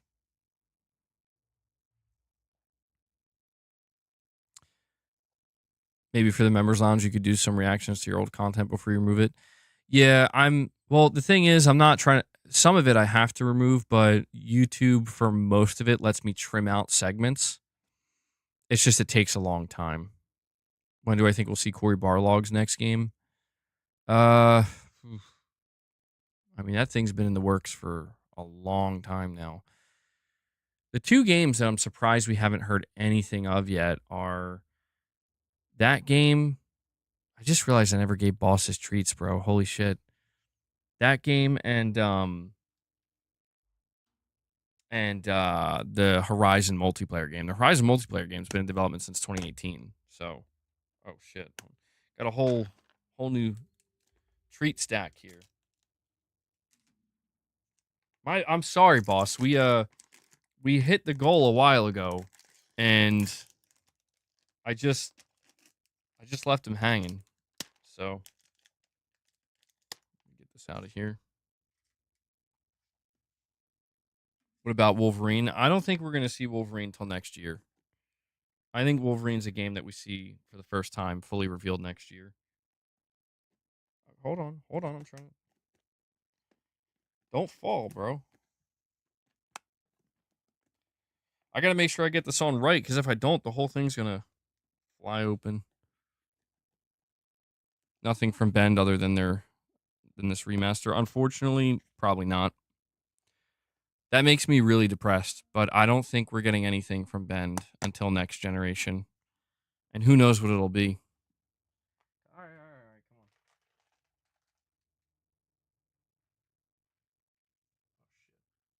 Too much. All right, Lily, you can have some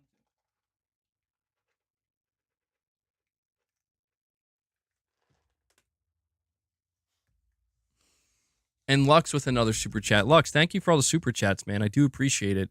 Saying big money in RPGTA. Streamers create an audience that tunes in every day to see what happens with their character. It's quite addictive. Do you have any recommendations?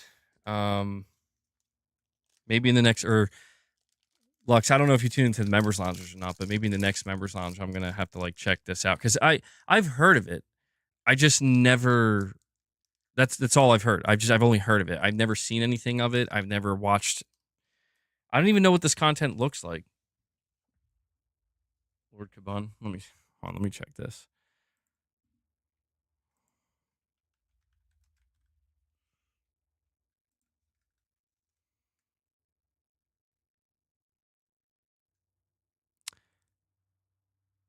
Reacts to Streamer University official enrollment trailer GTA 5 clips. Oh man.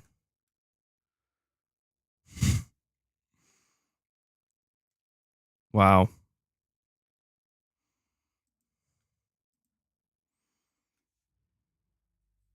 Red Dead RP is crazy.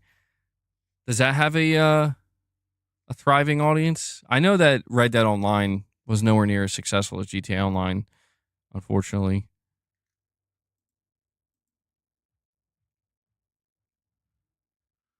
When Summit was playing, he was pulling over 50K views regularly. Dude, am I going to have to get involved here? Because this is kind of nuts. What kind of viewership is this? People like watching people role play in GTA? What? And Neo comes in and renews his membership, bro. Neo is keeping this member train going today. He comes in, he renews his membership, comes back to greatness awaits. 42 members, guys. We're 8 away from hitting 50. Can we hit 50 today? Can we? I think we can do it. We got some time. I think we can do it. Excusey was at 100K during COVID peak. Wow. What, bro? You just saying 100K concurrent viewers? It's pure drama in and out of RP because it's real people and they get angry for real with each other. You know what? On second thought, Lux, I don't know about that. Yeah, it's just gonna turn into everything else, man. People love the drama. That's so funny though. But at least then it is really like not real though, right? Is it real? I don't know. I guess if you're that deep into it, I guess it is pretty real, you know? Like the drama is pretty real. How you feeling from yesterday? All good. I'm doing better. Yeah. People were asking cuz yesterday my blood pressure was through the roof. Well, I am going to be making a doctor's appointment, but I have to track my blood pressure for like 2 weeks and then show them the results and we'll take it from there. I'm feeling okay though. I'm trying to like eat healthier. Well, I'm going to start eating healthier, you know, cleaning up the diet, exercise. I got to work out more. I got to exercise more. Got to go outside more. That's what I got to do. But I worked out earlier today, got a nice workout in before we went live. Usually I wait till later in the evening, but change it up a bit. Is MBG going to RP Red Dead or GTA? So, well, when people are role playing, like, I mean, how deep into it do they get? Are we talking like just complete, like that's who you are. This is your life now. It's real. It's not a joke. Red Dead RP is dead. Yeah, it seemed like Rockstar kind of abandoned Red Dead Online, unfortunately. I had to remove yesterday's stream because it got copyrighted to death. Unfortunately, that was my fault. Although I got to double check. I don't know if I got copyrighted for the actual GTA. I think I got copyrighted for even just the GTA trailer itself. So that's why anytime I talk about GTA in my videos, I put up screenshots because I don't know, they're like the only Truly, they're like the only publisher that I still get copyrights from, copyright claims from if I use their trailer and talk over it. Nobody else does that, so it's kind of weird. There's also a guy who plays a cop and forgets his streamer name, but he streamed every day for like 4 years without a day off. Oh my god! So he just plays the role of a cop. This is like kind of weird in a way. It's so meta. It's so funny.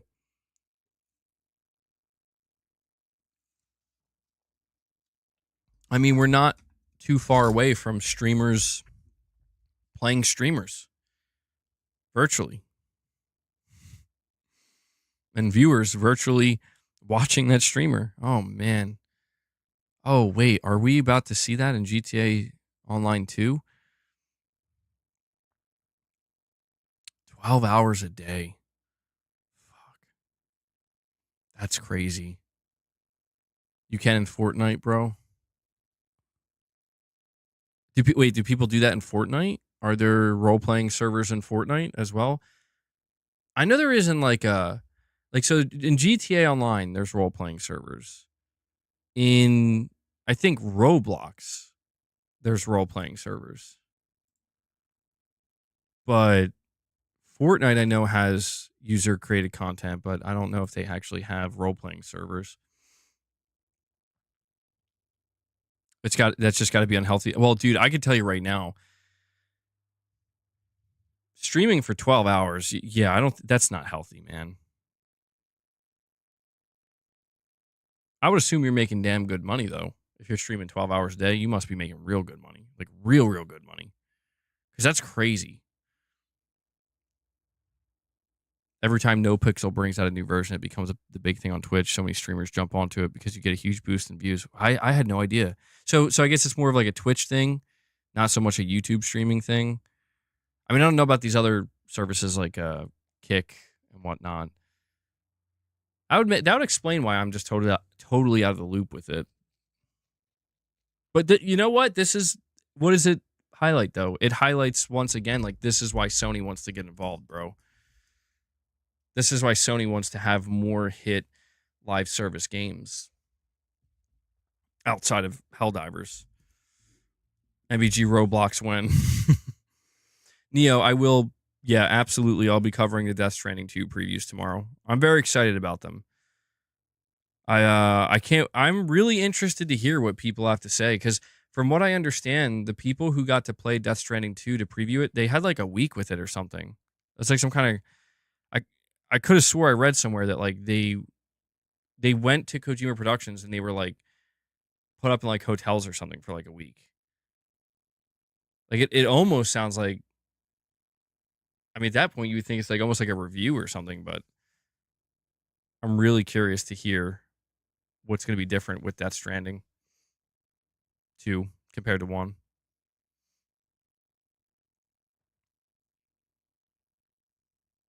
I know, dude. I'm really hoping we hear some good things too. So that actually helps me segue quickly to Kojima giving a development update. This was actually translated by Genki Japan, and Kojima revealed this in his podcast. His podcast was recorded in the middle of April, but it was just released 2 days ago. He says the game remains at 95% complete at the time of the recording in the middle of April. It has a lot of minor bugs that have popped up, so they're still in the final bug fixing stage, but they've already submitted a first version of the game with initial bug checks, so it's almost already finished. Wants to make a game with no bugs, but it's an open world game, and having some minor bugs can't be helped, which is, yeah, normal. Minor bugs remaining are not game-breaking bugs, stuff like floating grass and some odd areas. I mean, dude, you see some floating grass in Death Stranding, you just assume that's intentional, right? Kojima's been very busy, he says. He hopes to have completed the game by the time the broadcast is released May 5th. So we didn't get it. We haven't gotten the announcement that it's went gold yet, but if he was targeting May 5th, I'm assuming to go gold, we must be very, very close. They have to be very close. It's your most anticipated game nearly ever. I mean, Yeah, we've been talking about a lot of different games, but I gotta say, you know, I was rewatching some parts of that pre-order trailer that they put out in March, and yeah, man, I'm stoked. I'm stoked for this game. I can't wait. Skill Up has hinted that this game is 10 times greater than the first one. Ooh, I can't. Did Kojima cook, bro? Did he cook? I think he did. I hope so. Some of the streamers who play gang members are all like ex Counter-Strike pros. They're god shooters in GTA. Normies don't stand a chance. And Mike S upgrades his membership to Play Has No Limits. I'm not sure if that's just an upgrade or a renewal and an upgrade. Either way, it's counting towards the membership. So, Mike S, thank you so much for that, buddy. I really appreciate it. I'm going to give you a Thank you. Appreciate it. Kratos thank you there. So, yeah, guys, we're at 43. We are now 7 away. We'll see if we can do it, man. We're 7 away from hitting a second goal today, which is great to see. That's funny though. Yeah, I'm gonna have to if I feel motivated enough at some point, I might look into it. Sometimes I say I'm gonna look into these things and then I just like never get around to it because it's just I guess I'm not that interested. I don't know though. Like,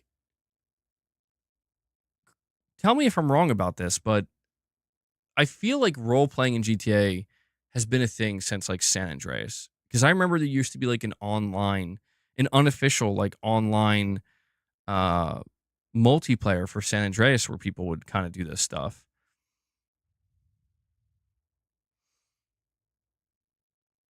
Muhammad, you're saying you don't trust the previews? I'm going to be interested in the details. Like if I see previews that come out and say like Death Stranding 2 is so much better than Death Stranding 1, that's great. I want to hear that. I want to delve into the details. Tell me the finer details of what's different, what's better, what's maybe worse, whatever it is that they're previewing. Like they can't spoil everything obviously, but from what they played, I'm really interested in getting into the finer details of what is different. Not that I expect there to be a dramatic difference, but Kojima's been working on this game for a long time. Kojima had more time to work on Death Stranding 2 than he did the first game, so I'm very curious. That was called SAMP. Yeah, I never played it. My cousin played that. I remember he got like really addicted to it, and I always found it interesting. And see, I was always the same, dude. I'm the same person that I was way back then. Because I remember I went over my cousin's house and I saw he was playing that on his PC. And I'm like, what is that, dude? I'm like, that looks like San Andreas. And he's like, it is. I'm like, you're playing with other people? He's like, yeah, it's SAMP. It's like multiplayer on the PC. And I'm like, yo, I remember I thought it was the coolest thing. I was like, can I play that on my PS2? He's like, no, it's just PC. And I'm like, oh, okay, well. Like even then I rejected PC gaming. I'm like, nah, I'm good. I don't know why I've always been this way. Do I think we're going to get OD on day one on PlayStation? Yeah, for sure. Any tips for someone just starting Death Stranding? The best tip I could give is give it a little bit of time. Take it slow, give it a little bit of time. I feel like the game, I don't want to say it feels awkward at first, but it can take a little bit of getting used to because it's not a traditional type of game. So I'd say give it a little bit of time. Give it a little bit more time to click. That's what I recommend. Because I do believe that it can be a bit jarring at first. And Mike S comes in and drops another member gift for you guys. Mike S is doing some lifting today too. Really appreciate that, Mike. That brings us up to 44 members, guys. 44 members on the day. We're getting there. We're climbing one step at a time, one member gift at a time. Thank you again, Mike S. I'll give you here you go. How can you slap? How can you slap? Mike S., how could you slap that membership gift onto Boogeyman 1984? The game starts when you get the bike and build roads as soon as possible. Yeah, I mean, there's something to be said about traversing the terrain and, navigating it. But it's true that the game really does start to open up when you can, like, there's something so satisfying in Death Stranding, like when you start to build roads or zip lines and you can just start, like, really moving. It is that linear progression of, like, you're gonna have to deal with the stress of at first just maneuvering through the environments and struggling, and you get better at that. But then, yeah, it opens up. You have different modes of transportation and different ways to move across the map, and it just, man, that level of satisfaction is so amplified because you spend a certain amount of time struggling to climb a freaking mountain, to get to the other side. Rockstar Games just tweeted, "I'm on it, bro. I'm on it."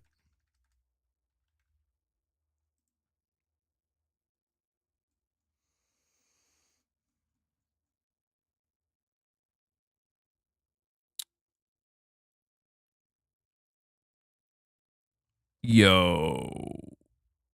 Oh my God, dude. The tweet's 3 minutes old. It's got 65,000 views. They said, see, okay, this confirms it 100%. This confirms it 100%. 3 minutes ago, Rockstar Games, the official Rockstar Games account, tweeted Grand Theft Auto 6 Trailer 2 was captured entirely in-game from a PlayStation 5, comprised of equal parts gameplay and cutscenes.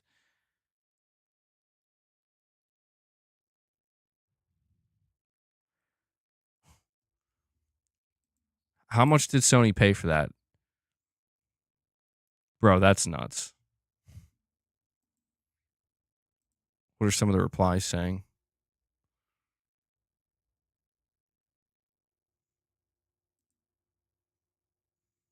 People don't realize, due to the fact that all cutscenes in Rockstar games run in-game. You could do funny stuff like this. Oh, God. Okay, there's a character on fire in the middle of a cutscene.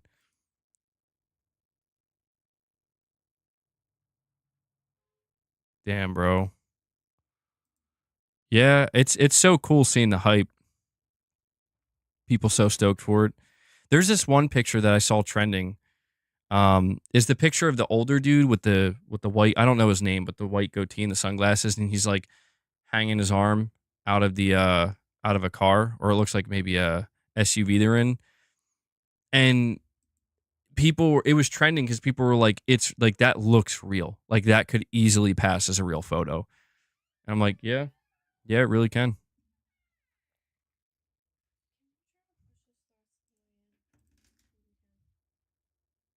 What? I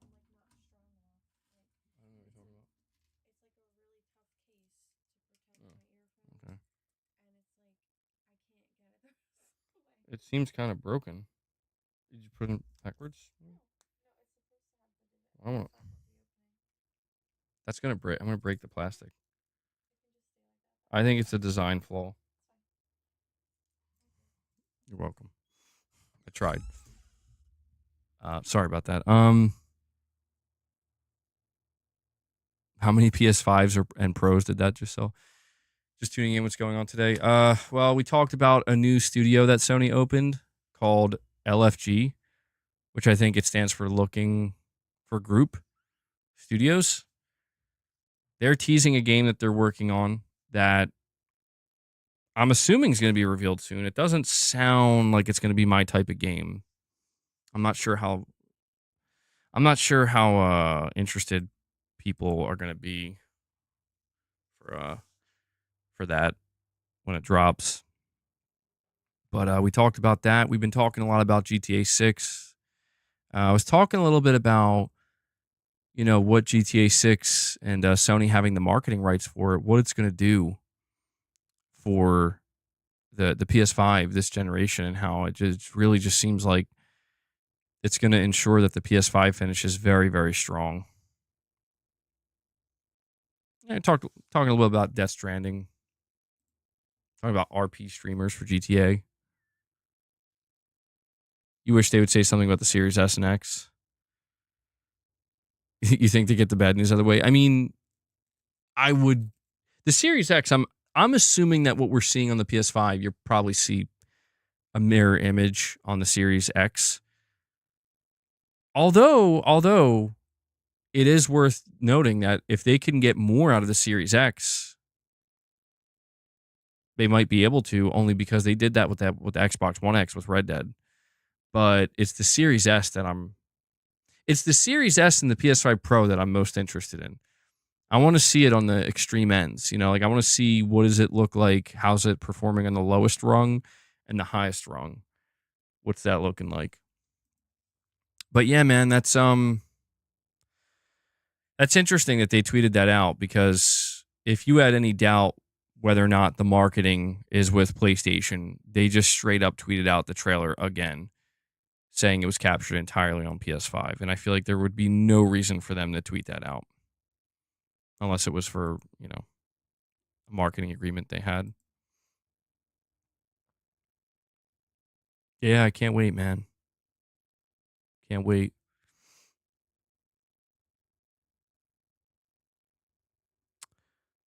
Okay.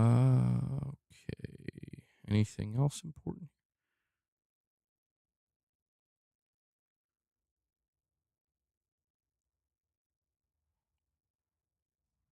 All right. Let me head back. Bring on the Twitter wars about money hatting. Well, it's like I said, man. I have seen people. They were like, "Sony, you're wasting your money on spending. You know, don't waste money on marketing for GTA. Like, everybody's gonna play. Most people are gonna play it on PS5 anyway. It's like, I'm pretty sure this is something they locked in like 2019 or 2020 or something. I think this was years ago. I don't think it was recent. Because I think if Sony saw what was happening right now, they wouldn't pay money for marketing because they wouldn't have to. I mean, literally, they wouldn't have to. So I think it's just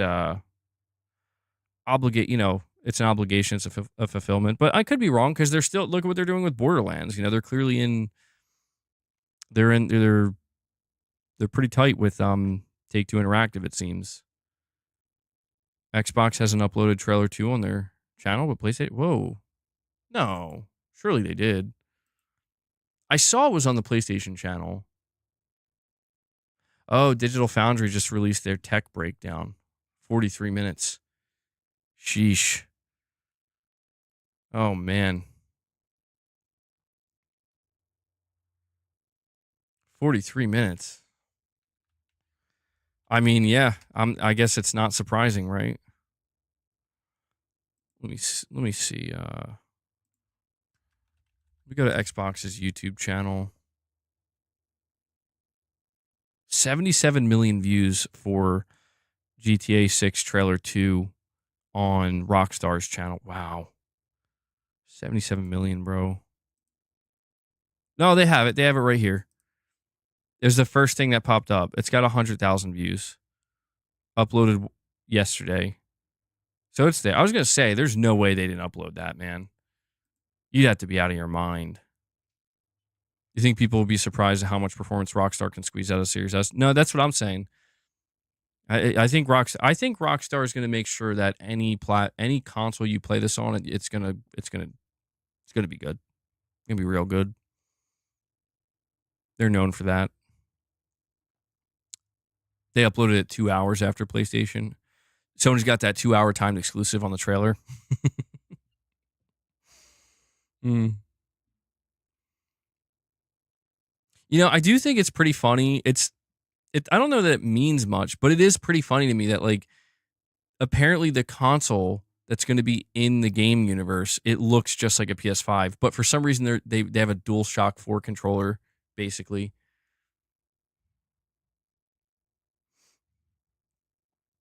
It's going to run on the Series S. It couldn't do split screen on Baldur's Gate.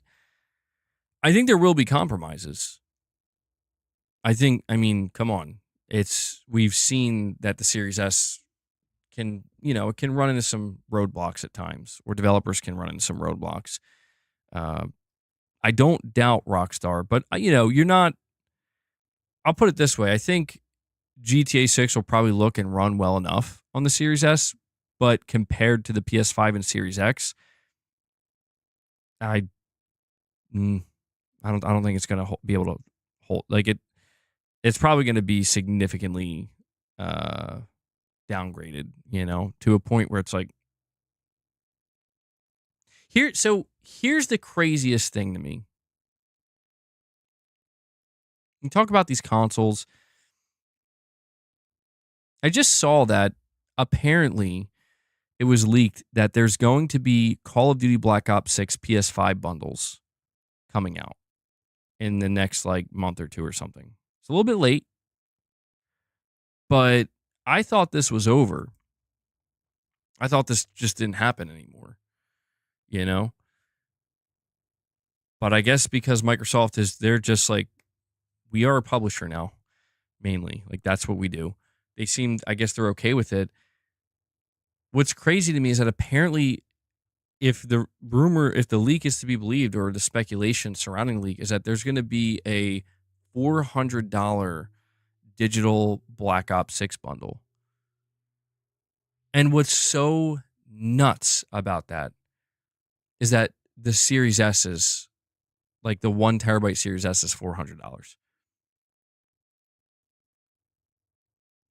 To me, that's kind of crazy. I'm not like, I don't know if Sony's eating the cost on that or something, or, geez, man. Jeez. You don't even have a Black Ops Xbox bundle, right? It's so weird. I guess it's not weird. It's just, it's all happening so fast. Lux, you're saying, is Microsoft going to pay themselves for marketing? PlayStation equals money. Well, see, that's what's weird, right? Like, I just think it's peculiar that it almost seems like Microsoft wants it. I'm not going to lie, dude.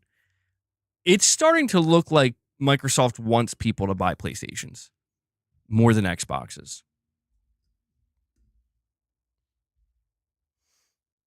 I mean, I'm not even sure that that's a crazy thought at this point.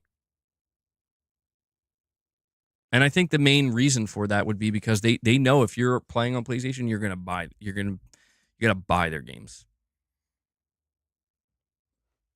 I don't know. Very, very strange. Very strange.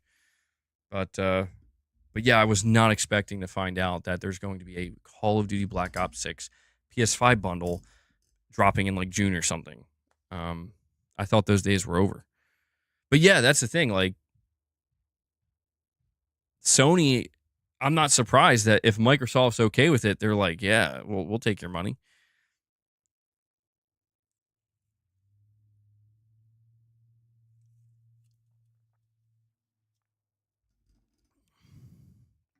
Microsoft wants money, so PlayStation players buy games. What's strange? I guess the only thing that's strange about it is it's strange to watch a platform holder and a console manufacturer go from buy games on our console and our platform to actually we just kind of want you to buy games on their platform now. And I understand, again, it's not surprising. It's just strange. It's not surprising. We saw it leading up to this, but yeah, I don't know. I guess there's still going to be Call of Duty bundles even after Microsoft owns the Call of Duty brand now. So the idea of Microsoft paying themselves for marketing. Here you go, Activision. Activision, how much do you want for yeah, Phil on the phone. Activision, how much you want for Series X Black Ops 6 bundle? And they're like, sir, you own us. You don't have to pay us to make that happen. It's like, oh yeah. I was expecting to get outbidded by Sony again. Sony still outbid them.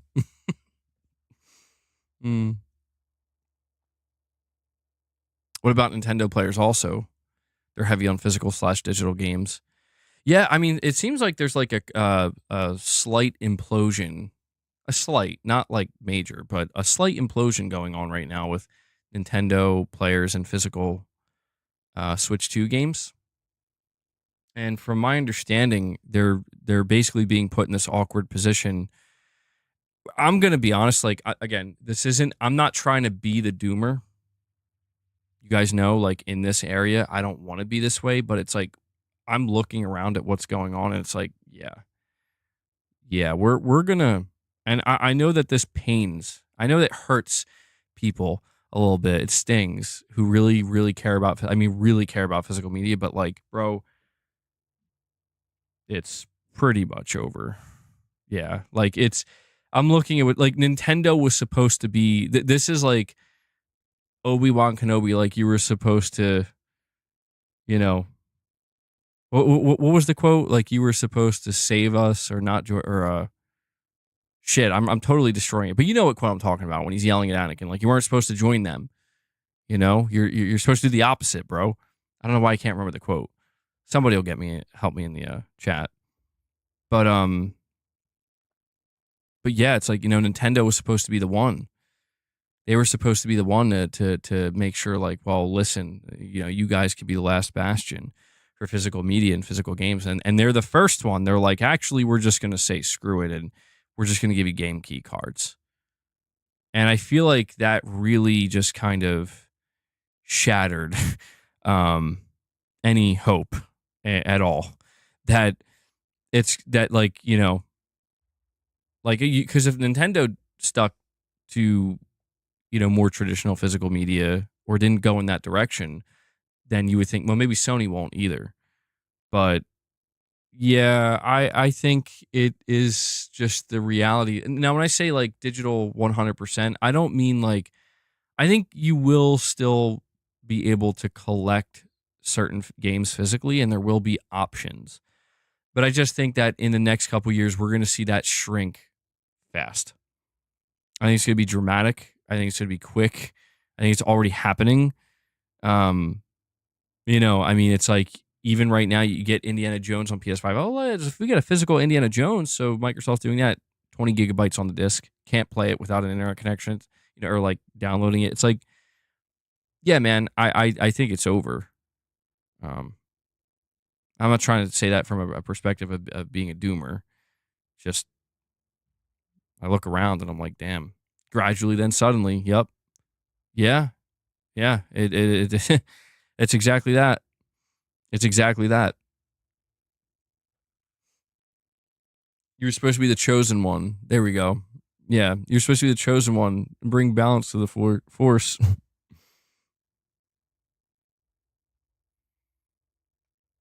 Apparently, a lot of people went back to see that in the theater for the 20th anniversary. I think every console launch, you always get the disc version, and then you buy the launch titles as physical copies, but I soon then fall into digital only through the rest of its days. I mean, I can tell you right now, the thing that's getting me, the thing that's happening, and I wasn't prepared for this. It's not like it's new, but it's becoming more common, and it's now affecting games that I'm going to play. Like, I mean, some of my most anticipated games is the digital early access. I don't like it. I think it's BS. But man, I have to submit to that because I can't deny, like, I'm not gonna sit there for 2 days, for 3 days, for 4 days, however long it's to be, and just wait. I can't do it. I can't. And maybe I'm weak for that, but you know, it's just because the games there are like a lot of games I could probably do that for, but it's starting to seem like, yeah, man. Death Stranding 2, what is it? 3 days early access or even 2 days early access if you buy the digital deluxe. I have no choice now. Like you've removed my choice. Technically. It's like, wow, you can't wait 2 days. It's like, no, I can't. No. Hey man, I don't know. Tomorrow's not a promise. Anything I need to tell myself to justify. But I mean, even like Metal Gear Solid Delta, you know, like that's the one that really got me where it's like, bro, that's like 3 days or like 4 days early access or something. If you buy it digitally, and I'm like, what? Okay. But yeah, it's happening, man. PS5 still has groups of physical buyers, it seems. They do. Yeah, for now. For now. And certain games like Astrobot sell really well physically. So I do think that it's one of these things where Sony has to be conscientious about that. and they're not going to do everything at once. But yeah, I know that feeling, Mike. Yeah. When you're at the launch of a console, it makes you feel like you want to buy everything. They could sell you anything and you'll buy it. They could sell you a PlayStation branded coffee maker and you'll buy it. Actually, that sounds pretty cool. I would definitely buy that. Shit. Sony, get on it. I want to see a PlayStation coffee maker with as an accessory to the PlayStation 6. Yeah, we talked about what Rockstar posted. Yeah, Sony's definitely got that marketing with GTA 6, man.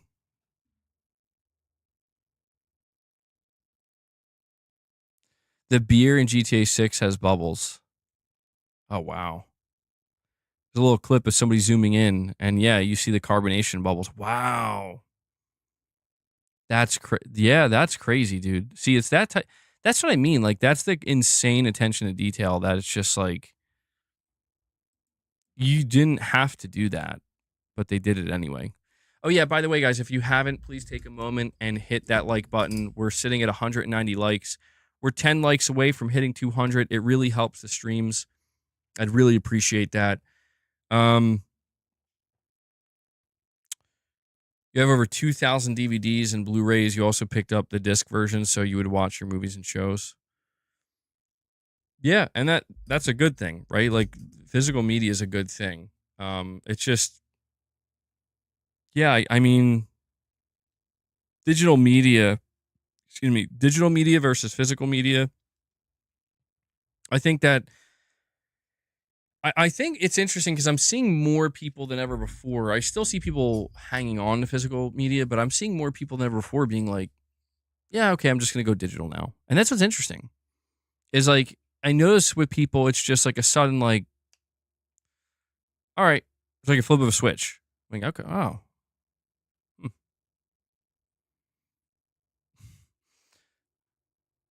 Yo, I just want to say, I watched, I'm all caught up with The Last of Us season 2 on HBO, and I forgot to watch it Sunday night. So I watched it last night. But prior to watching it last night, this is why it's just better if I stay off the internet when I'm not streaming and when I'm not creating content. Because all throughout, all through, well, wait, hold on. I'm multiple days late to it now. What, today's Wednesday. Oh, wow, okay. Yeah, for Monday and Tuesday, I was just not watching, but seeing all the different reactions and all the different opinions from people. And so much of what I saw, like, I'm not going to lie to you. Now, keep in mind, I say this as somebody who's not the biggest fan at all. You guys know I'm not a fan of the story of The Last of Us Part 2. The things that I was reading and the things that people were saying, I was like, oh my God, this is going to be a train wreck. This is going to be an awful train wreck of an episode where they just ruin it. It's over. That was a feeling I had based off of everything I was seeing and everything I was reading.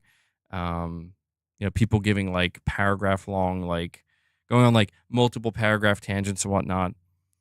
And I watched it and I'm like,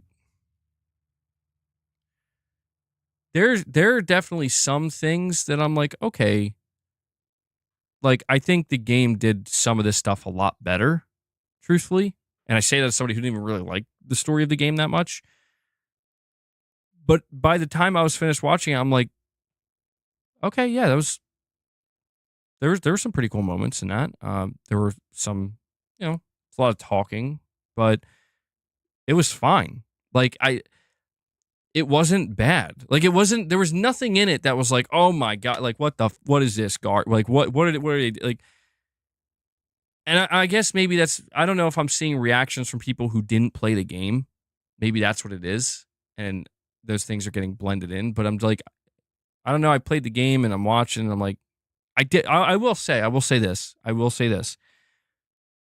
I'm going to be a dad. Yeah, okay. I saw people freaking out about that line and I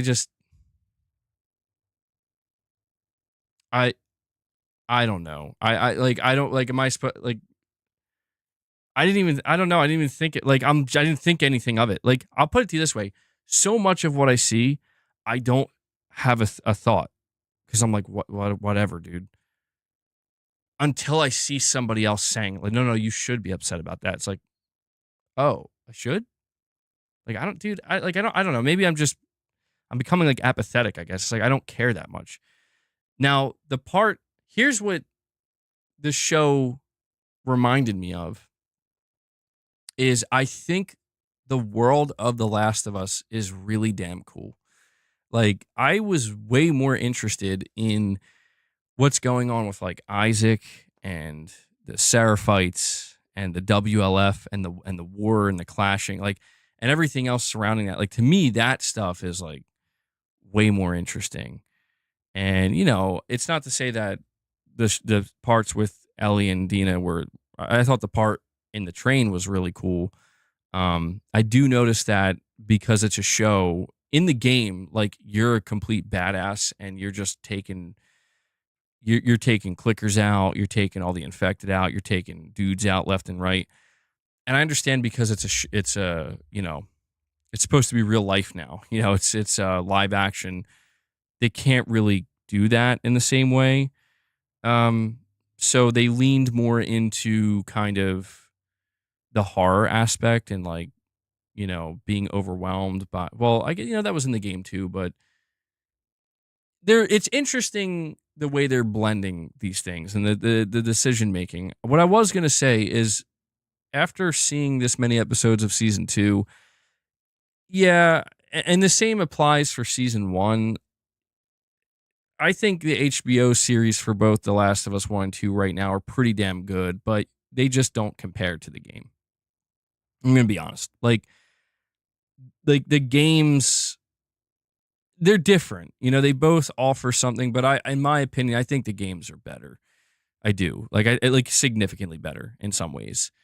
And if it's interesting because it's like, if anything, it as I'm watching these adaptations, it's serving as a reminder to me of like, man, like this is why I think video games will always just be so unique. Is there's just a certain essence that's captured. Ellie in the show is forced to withhold her unbridled rage. Yeah, I don't know, man. I mean, I know they got some pretty. I would say the actors are doing a pretty good job overall. I really liked Pedro Pascal's performance as Joel. I think Bella Ramsey's doing okay. I think Bella Ramsey nailed Ellie in the first season. I think in the second season, I'm struggling a bit. Like, she doesn't feel like Last of Us 2 Ellie. She feels like Last of Us 1 Ellie, like, like younger Ellie, but with Last of Us 2 story. At least that's how I'm picking it up. Because when I look at The Last of Us, when I think about playing The Last of Us Part 2 and I think about Ellie and how she was in that game, I'm just not getting that. And it makes me, I think people need to chill, dude. Like, the amount of people are nasty, dude. Like, I'm not even trying to be like the don't be mean person, but my God, like she's just a person, man. Like the reactions I'm seeing from people, it's like, bro, why? Like, come on, man. Like, and I'm not talking about people who are giving valid criticism. You know what I'm talking about. People like that, and this is just the problem with The Last of Us, The Last of Us 2, Neil Druckmann, Naughty Dog, where it's like, when are people going to realize that if you continue to be that way, like, you're just validating in a way, you know what I mean? Like you're not there. There's a reason why they call it constructive criticism, or valid criticism, because so much of what I see is just people making fun of shit and making fun of how a person looks and whatnot. It's like, that's not. You can say that Bella Ramsey does not look like she should be playing Ellie in The Last of Us Part 2 because she doesn't look like Ellie from The Last of Us Part 2. There's a difference between that and saying she looks like a potato. You know, like, it's crazy. It's just crazy, this shit I'm saying. Anyway, yeah, video games are great, and it's cool when we can get some solid adaptations. Curious to see where they leave off the second season. Um, oh, oh, one major difference, by the way, and this is a major difference. Bit of a spoiler for the show. Um, no, Hassan, I'm just saying, bro. Like, we could just have more productive conversations. This is a little bit of a spoiler for season 2. What are they doing with Tommy? Because by this point in the game, Tommy was well ahead of them, tracking them down like a madman. From what I can tell, unless there's going to be some kind of little twist or something, or he like randomly shows up, he's not even like they're making it seem like Tommy barely even cares, bro. And this is a little strange to me because it's like that's a major part of I'm just wondering why they decided to change that. Maybe they'll like have some kind of big turnaround where like it's like building up to that and he's just gonna like suddenly care and go crazy or whatever, which would be interesting. But yeah, and he like the Tommy in the show is turning out to be very different, very, very different from the game. So I don't know what's going on with that. But yeah, I like the guy that I know that the guy that they have playing Isaac is the same guy that actually played Isaac in the game, and I don't know. I'm like finding what in this show what they're showing between the Seraphites and the WLF. I find that very interesting, and I think it's pretty cool. They haven't really been showing pretty much anything else of Abby, so they're sticking with that. But yeah, it's I don't know. I'll be honest with you, man. Like by the time we get, I'm assuming to season 3 and they wrap up the show, I really do hope we kind of move on for a little while from The Last of Us because I am starting to get a little bit burned out on it. Where it's like, all right, I know the stories of The Last of Us 1 and 2 like the back of my hand at this point, and I am ready. Like, if you want to do more with The Last of Us, I hope it's something just totally different, separate from these games and these stories and these characters, something else in the universe. I'm definitely receptive and open to. If they don't want to do that, then let's just move on to something new. Because yeah, I'm starting to get a little burned out, But I do want. Well, that's what I'm saying. Like, I would be open to something different. I just don't. I'll be honest. Like, I need to see Joel and Ellie and Abby and Tommy. I need to see them go away for a little bit. Like just a little bit. Doesn't have to be that long. I know they'll want to bring them back again, but just for a little while because we've really, they don't want to show natural male behavior on the show. I mean, I know people are getting upset. They're like, I know they're getting so upset at like I get it, but I don't know, man. Like, well, maybe I don't get it. I don't know. It's nothing new. What's interesting is watching people's reactions who clearly didn't play the game and seeing how there are some people who are surprised. I mean, like really surprised. And it's like, first time. Metal Gear Solid Delta is what you're pumped for this year. Yeah, same here, Corey. I mean, right now, I'm playing, the game that I'm really digging into, and I always just feel a little bit sad as I'm playing it because I'm like, this is the last time I'm ever going to play this, isn't it? Like we're not getting any more of this, are we? The day's gone, dude. Like I feel like nobody's been talking about it. It's a little sad to see. I'm just starting to like kind of really think like, yeah, I don't think anything's ever going to happen with this game, anything more. But I'm digging deep into that game. I want to do everything in that game, and yeah, I'm just trying to make sure that by the time we get to Metal Gear Delta, because there are definitely other games coming out I want to play. Like I want to check out this Mafia gameplay. I'm extremely nervous about the release date of Mafia because if that's releasing August 8th and then Metal Gear's coming out August 25th, yeah, I might have to. I don't know. I don't know, man. I don't know. That's cutting it close. I want to look at that game Mind's Eye. I want to see more gameplay of that. I want to see what's going on there. I haven't played any of the other Mafia games. No.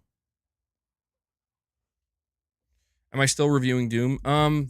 So yeah, I've been playing it, and I can't tell you anything about it. Can't even tell you what I think of it.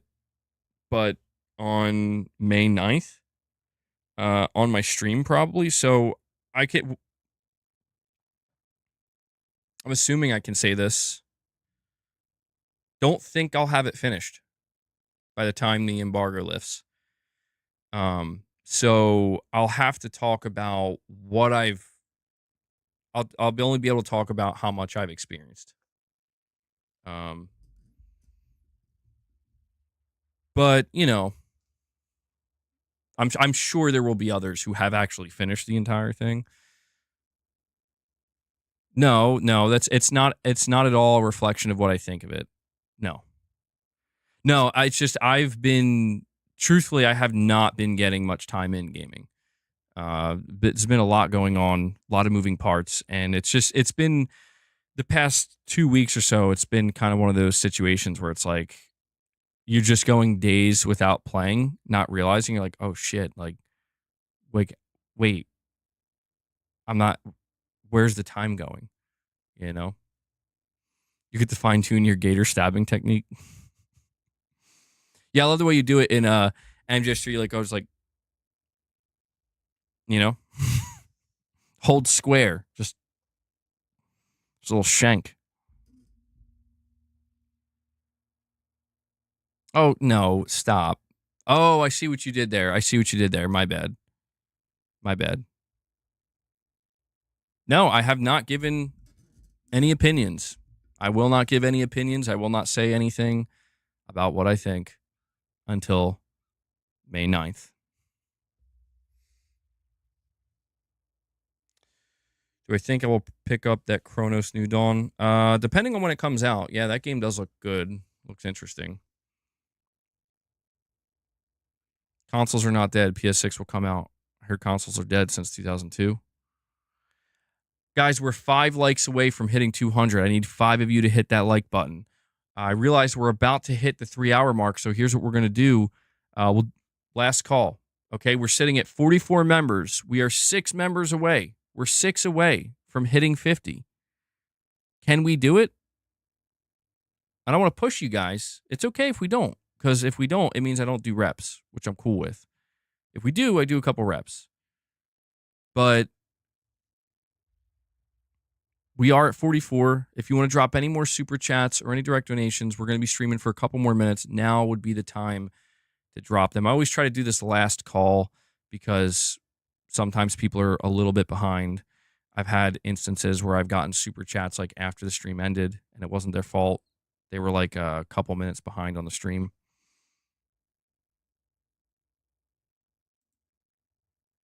Planet Schlorpian with a $5 chat says, people complain about the intergalactic protagonist being ugly, but on season 2, she's got some real nice cake, even though she's got a shaved head.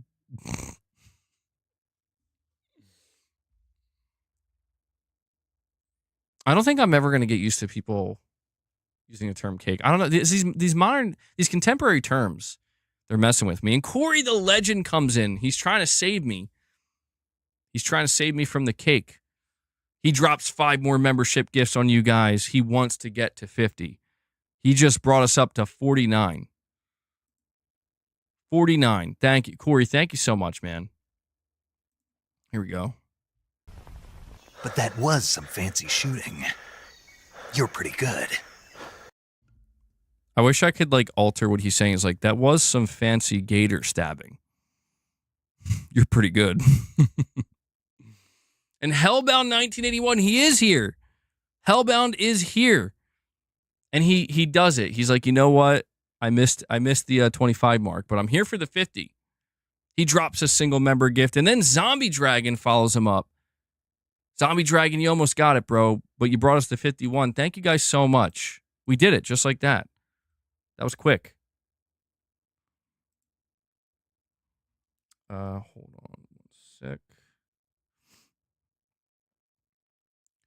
Yeah, can we get it to 60? I mean, if you guys want to get it to 60, you go for it. I'm not gonna tell you no. But talking about the protagonist of Intergalactic, bro, listen, man.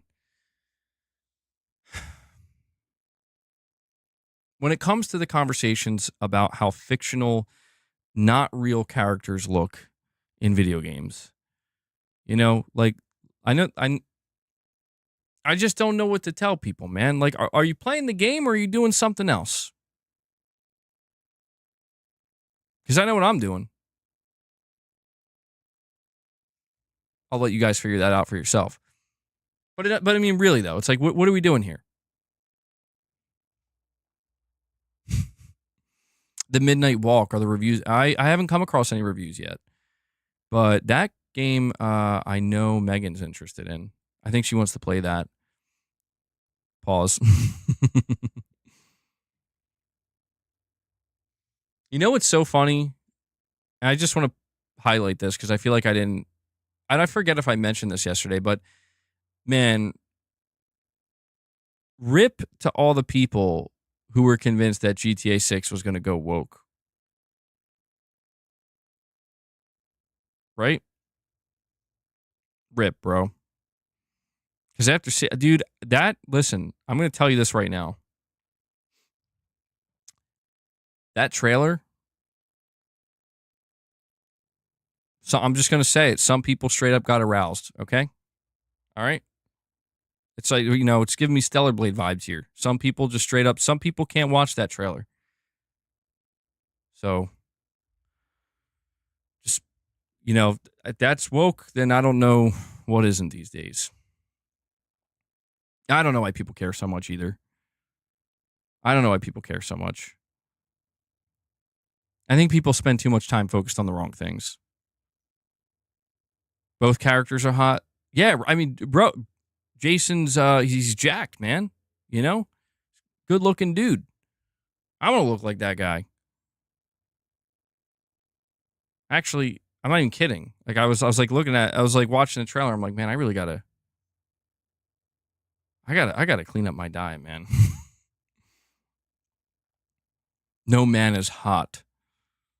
Well, that's just your opinion, boycott Activision. Garrett, what's going on, man? Delta will prepare us for the fabled Vice City Gator Massacre. Corey's just really fantasizing about this, man. He saw those pictures of the bayou or whatever. Seen all those gators, and he's like, I'm gonna go to town, bro. They don't even know it's coming. They don't even know it's coming. I don't know why that's so funny, dude.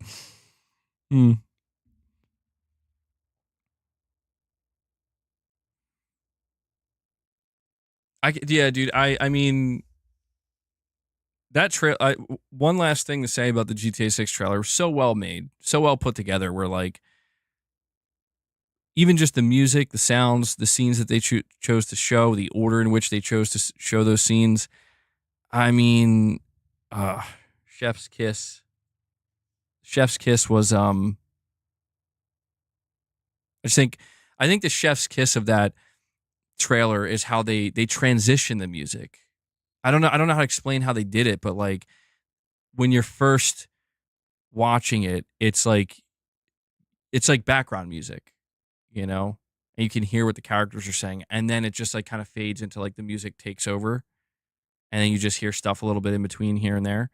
And then it just abruptly switches when it's showing you the ammunition trailer or whatever, or advertisement on TV. I loved it. I mean, to me, that was like the Chef's Kiss, where it's like the visuals, but the audio. Amazing trailer. Totally worth the wait. We need more. I love some of these trailers we've gotten this year. You get Death Stranding 2, GTA 6. It's amazing. With that being said, though, I do have to do some reps now. I told you we would. So yeah, it's like I told you guys, I got to be very careful about what I choose to play, in terms of like anything, whether that be music, reaction videos, because I am currently going through all of my content and removing all of my copyrights. Anything regarding copyright, I'm cleaning up, and I just want to try to avoid this in the future because I feel like it's had some kind of negative impact on my channel. I could be wrong. But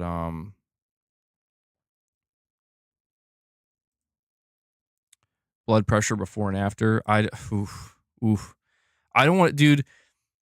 Doctor told me 3 times a day. 3 times a day. So I don't want to.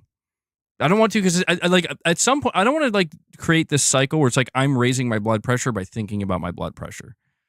So I worked out earlier today.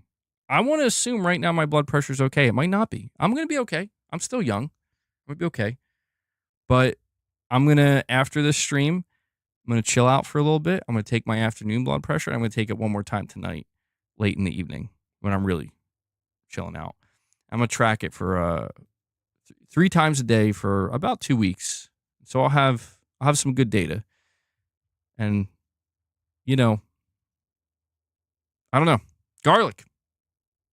You know what, though? In all seriousness, a natural remedy, apparently. Although a smelly one, because you're going to reek. I know because I've done it. Raw garlic. Okay? You just eat like a clove of raw garlic a day. And let me tell you, a clove of raw garlic doesn't sound like a lot. Oh, good luck with that shit. Maybe half. You don't have to go crazy. Half. Garlic is a natural remedy. Or you mean you don't have to eat it. You could get like capsules or whatever. But I mean, come on. Eat the garlic. You know, eat the garlic. Smell like shit.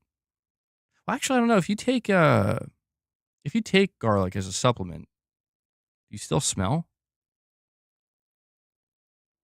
I don't know. Maybe I'll. You know what? Maybe that's what I'll do. Maybe I'll just try to start taking some garlic. See what that does. But apparently, that's like a natural remedy for high blood pressure. Bananas. Oh yeah, the potassium. Potassium counters the sodium if you're sensitive to sodium. I should start eating some bananas too. Yeah, bananas and garlic. Oh man, sounds incredible. All right, let's get some reps in. Let me see. I'll do some. We could do some Metal Gear. So Metal Gear's music is never that never gets copyrighted. So we could do some. We were talking about killing gators in MGS3. Let's see. See if I can find the appropriate. Where's that one track? It's like really intense. I'm looking for it.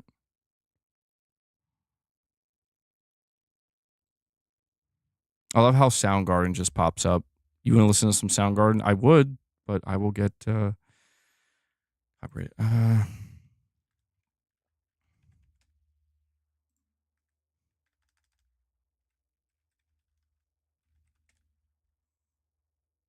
Here we go. I think this is the one. This is the one. Yeah. Make sure.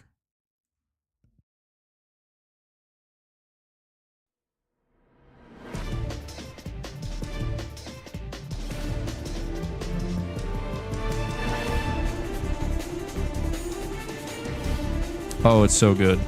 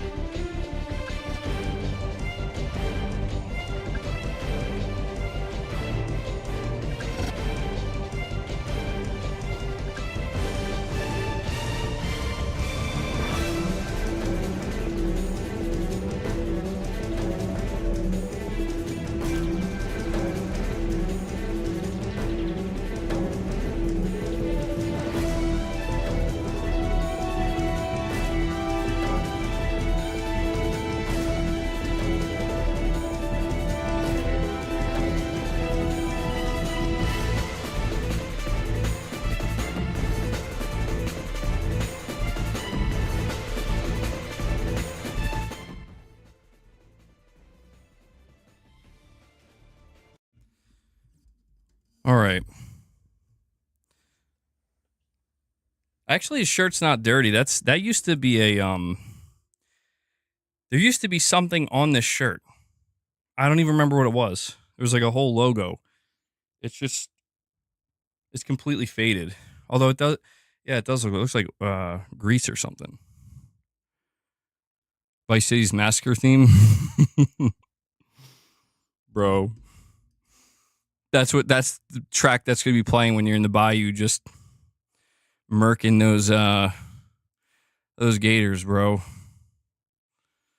Am I the fourth clone of Big Boss? Well, let's think about it. Solid Snake, Liquid Snake, Solid Snake, Clown Snake.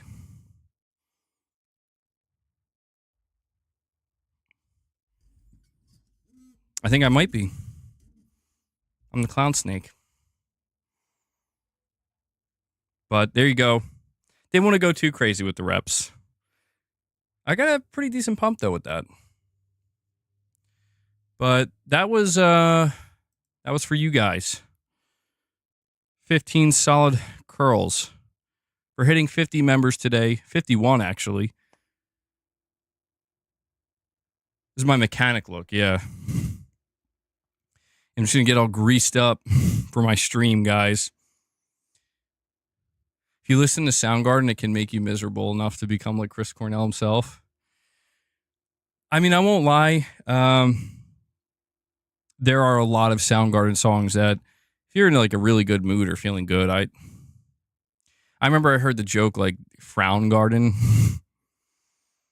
but they have some good songs too. Like they have some upbeat, more energetic songs. They have just a few select positive songs.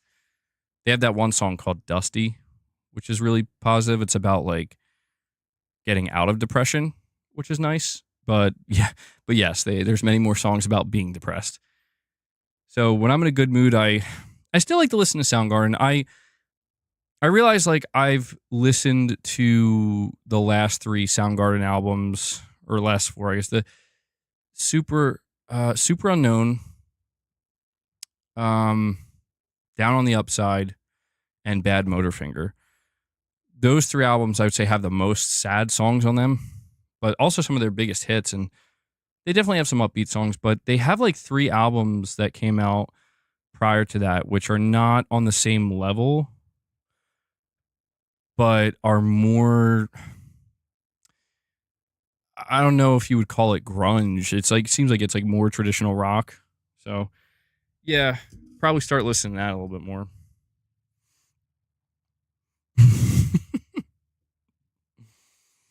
Planet Schlorpian, yeah. Yeah, my favorite Soundgarden song to listen to when I'm feeling down is a little tune called "Blow Up the Outside World." You are 100% right dominant by the size of your arms. Is it? Can you see it? Yeah. I don't know, man. No matter how much I do with my left, my right bicep just stays a little bit bigger. So don't know what to do. But I had that problem with my calves too. Like my right calf is a little bit, if you look at it close, I was like a little bit buffer than my left. So unfortunately, pushing polygons, yes. Although there are some theories out there that maybe it wasn't what it seemed, that he didn't actually do that, and there was some foul play. I don't know. I mean, I don't know how much I believe that stuff when it comes to certain musicians or famous people doing that, because sometimes it just seems like it's easier to believe that, you know what I mean? To believe that, no, like they would never do that or they couldn't do that. But yeah, it's very sad. Very sad. But Chris Cornell, absolute legend. I mean, I got to say, I think he's my favorite singer, man. Like my favorite artist. He's so talented. So good. His voice, bro. I mean, there's this line, speaking of Black Hole Sun, there's this line in Black Hole Sun that, no one sings like you anymore, sung by Chris Cornell. And it's like, yeah, that line is since 2017 when he passed away. I mean, that line is very much true.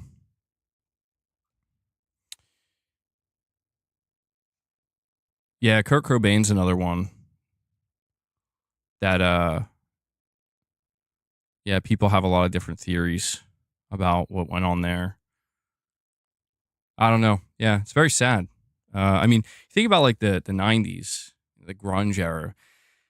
Think like, Nirvana, Soundgarden, Alice in Chains, even Pearl Jam, and man, like most of those dudes, it's heavy stuff. It's heavy stuff. I mean, if you listen to those songs, man, if you listen to a lot of those songs and you read the lyrics and you really understand the meaning, it's like, yeah, it's some heavy stuff. So,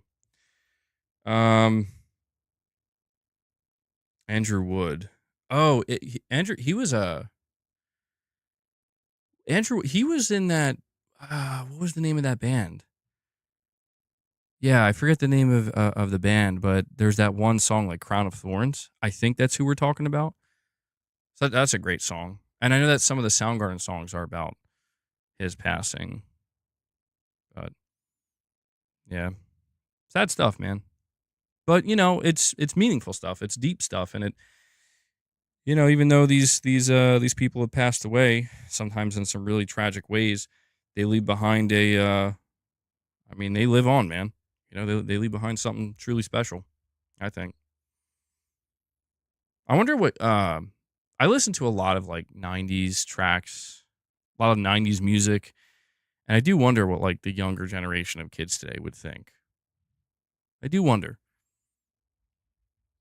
Oh, Low Roar's lead singer passed. Yeah.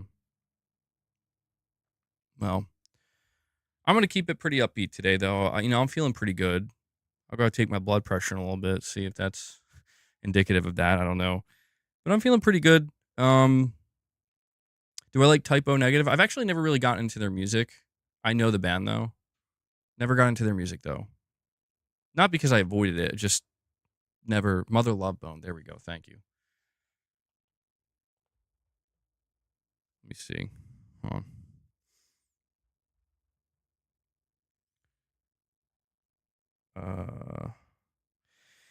Another band that you guys ever hear the band Corrosion of Conformity? I've been listening to a couple of their songs. Not many, but they had that song Albatross, 13 Angels. I've been listening to those. I've been listening to Gojira. Still love Gojira. Oh wow. I have like a recommendation, Breaking Benjamin. I used to have Breaking Benjamin in my playlist. Not anymore though. Not because I don't like it. I don't know. I had like their songs would come on too frequently.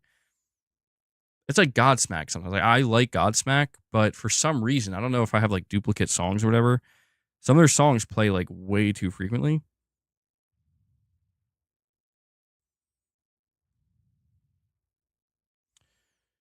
Always listening to Metallica comes up a little too much too sometimes. You know what I found out about Metallica recently? I randomly came across a YouTube video of their song called "The Outlaw Torn." This is a song that I think released on their Load album, I think is what it was called. And that song is like 9.5 minutes. It's a great song.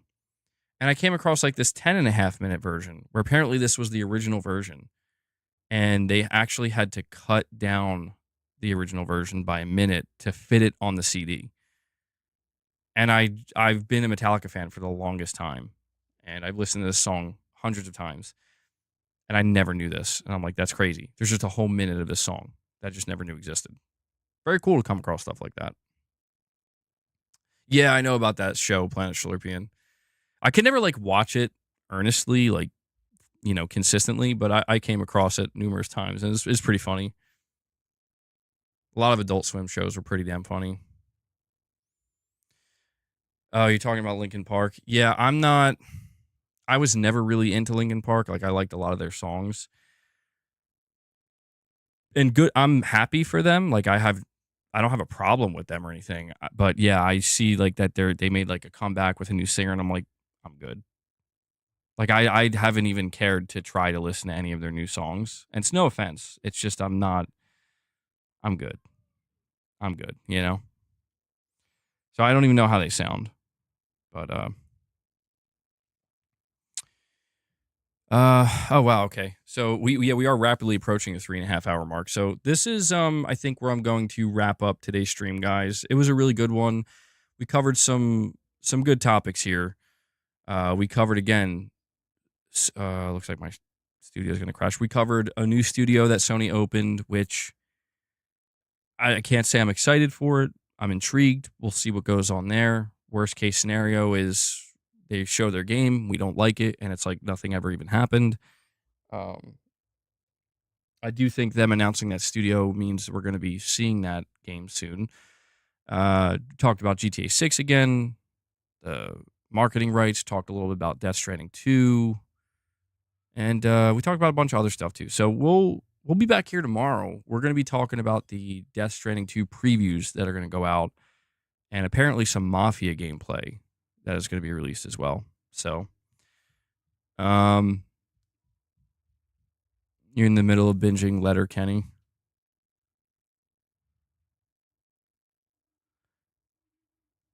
Hold on, I'm looking back at the okay, yeah, wow, that's crazy. Yeah, I'm watching myself lift those weights, and my right arm does look significantly bigger. I wonder.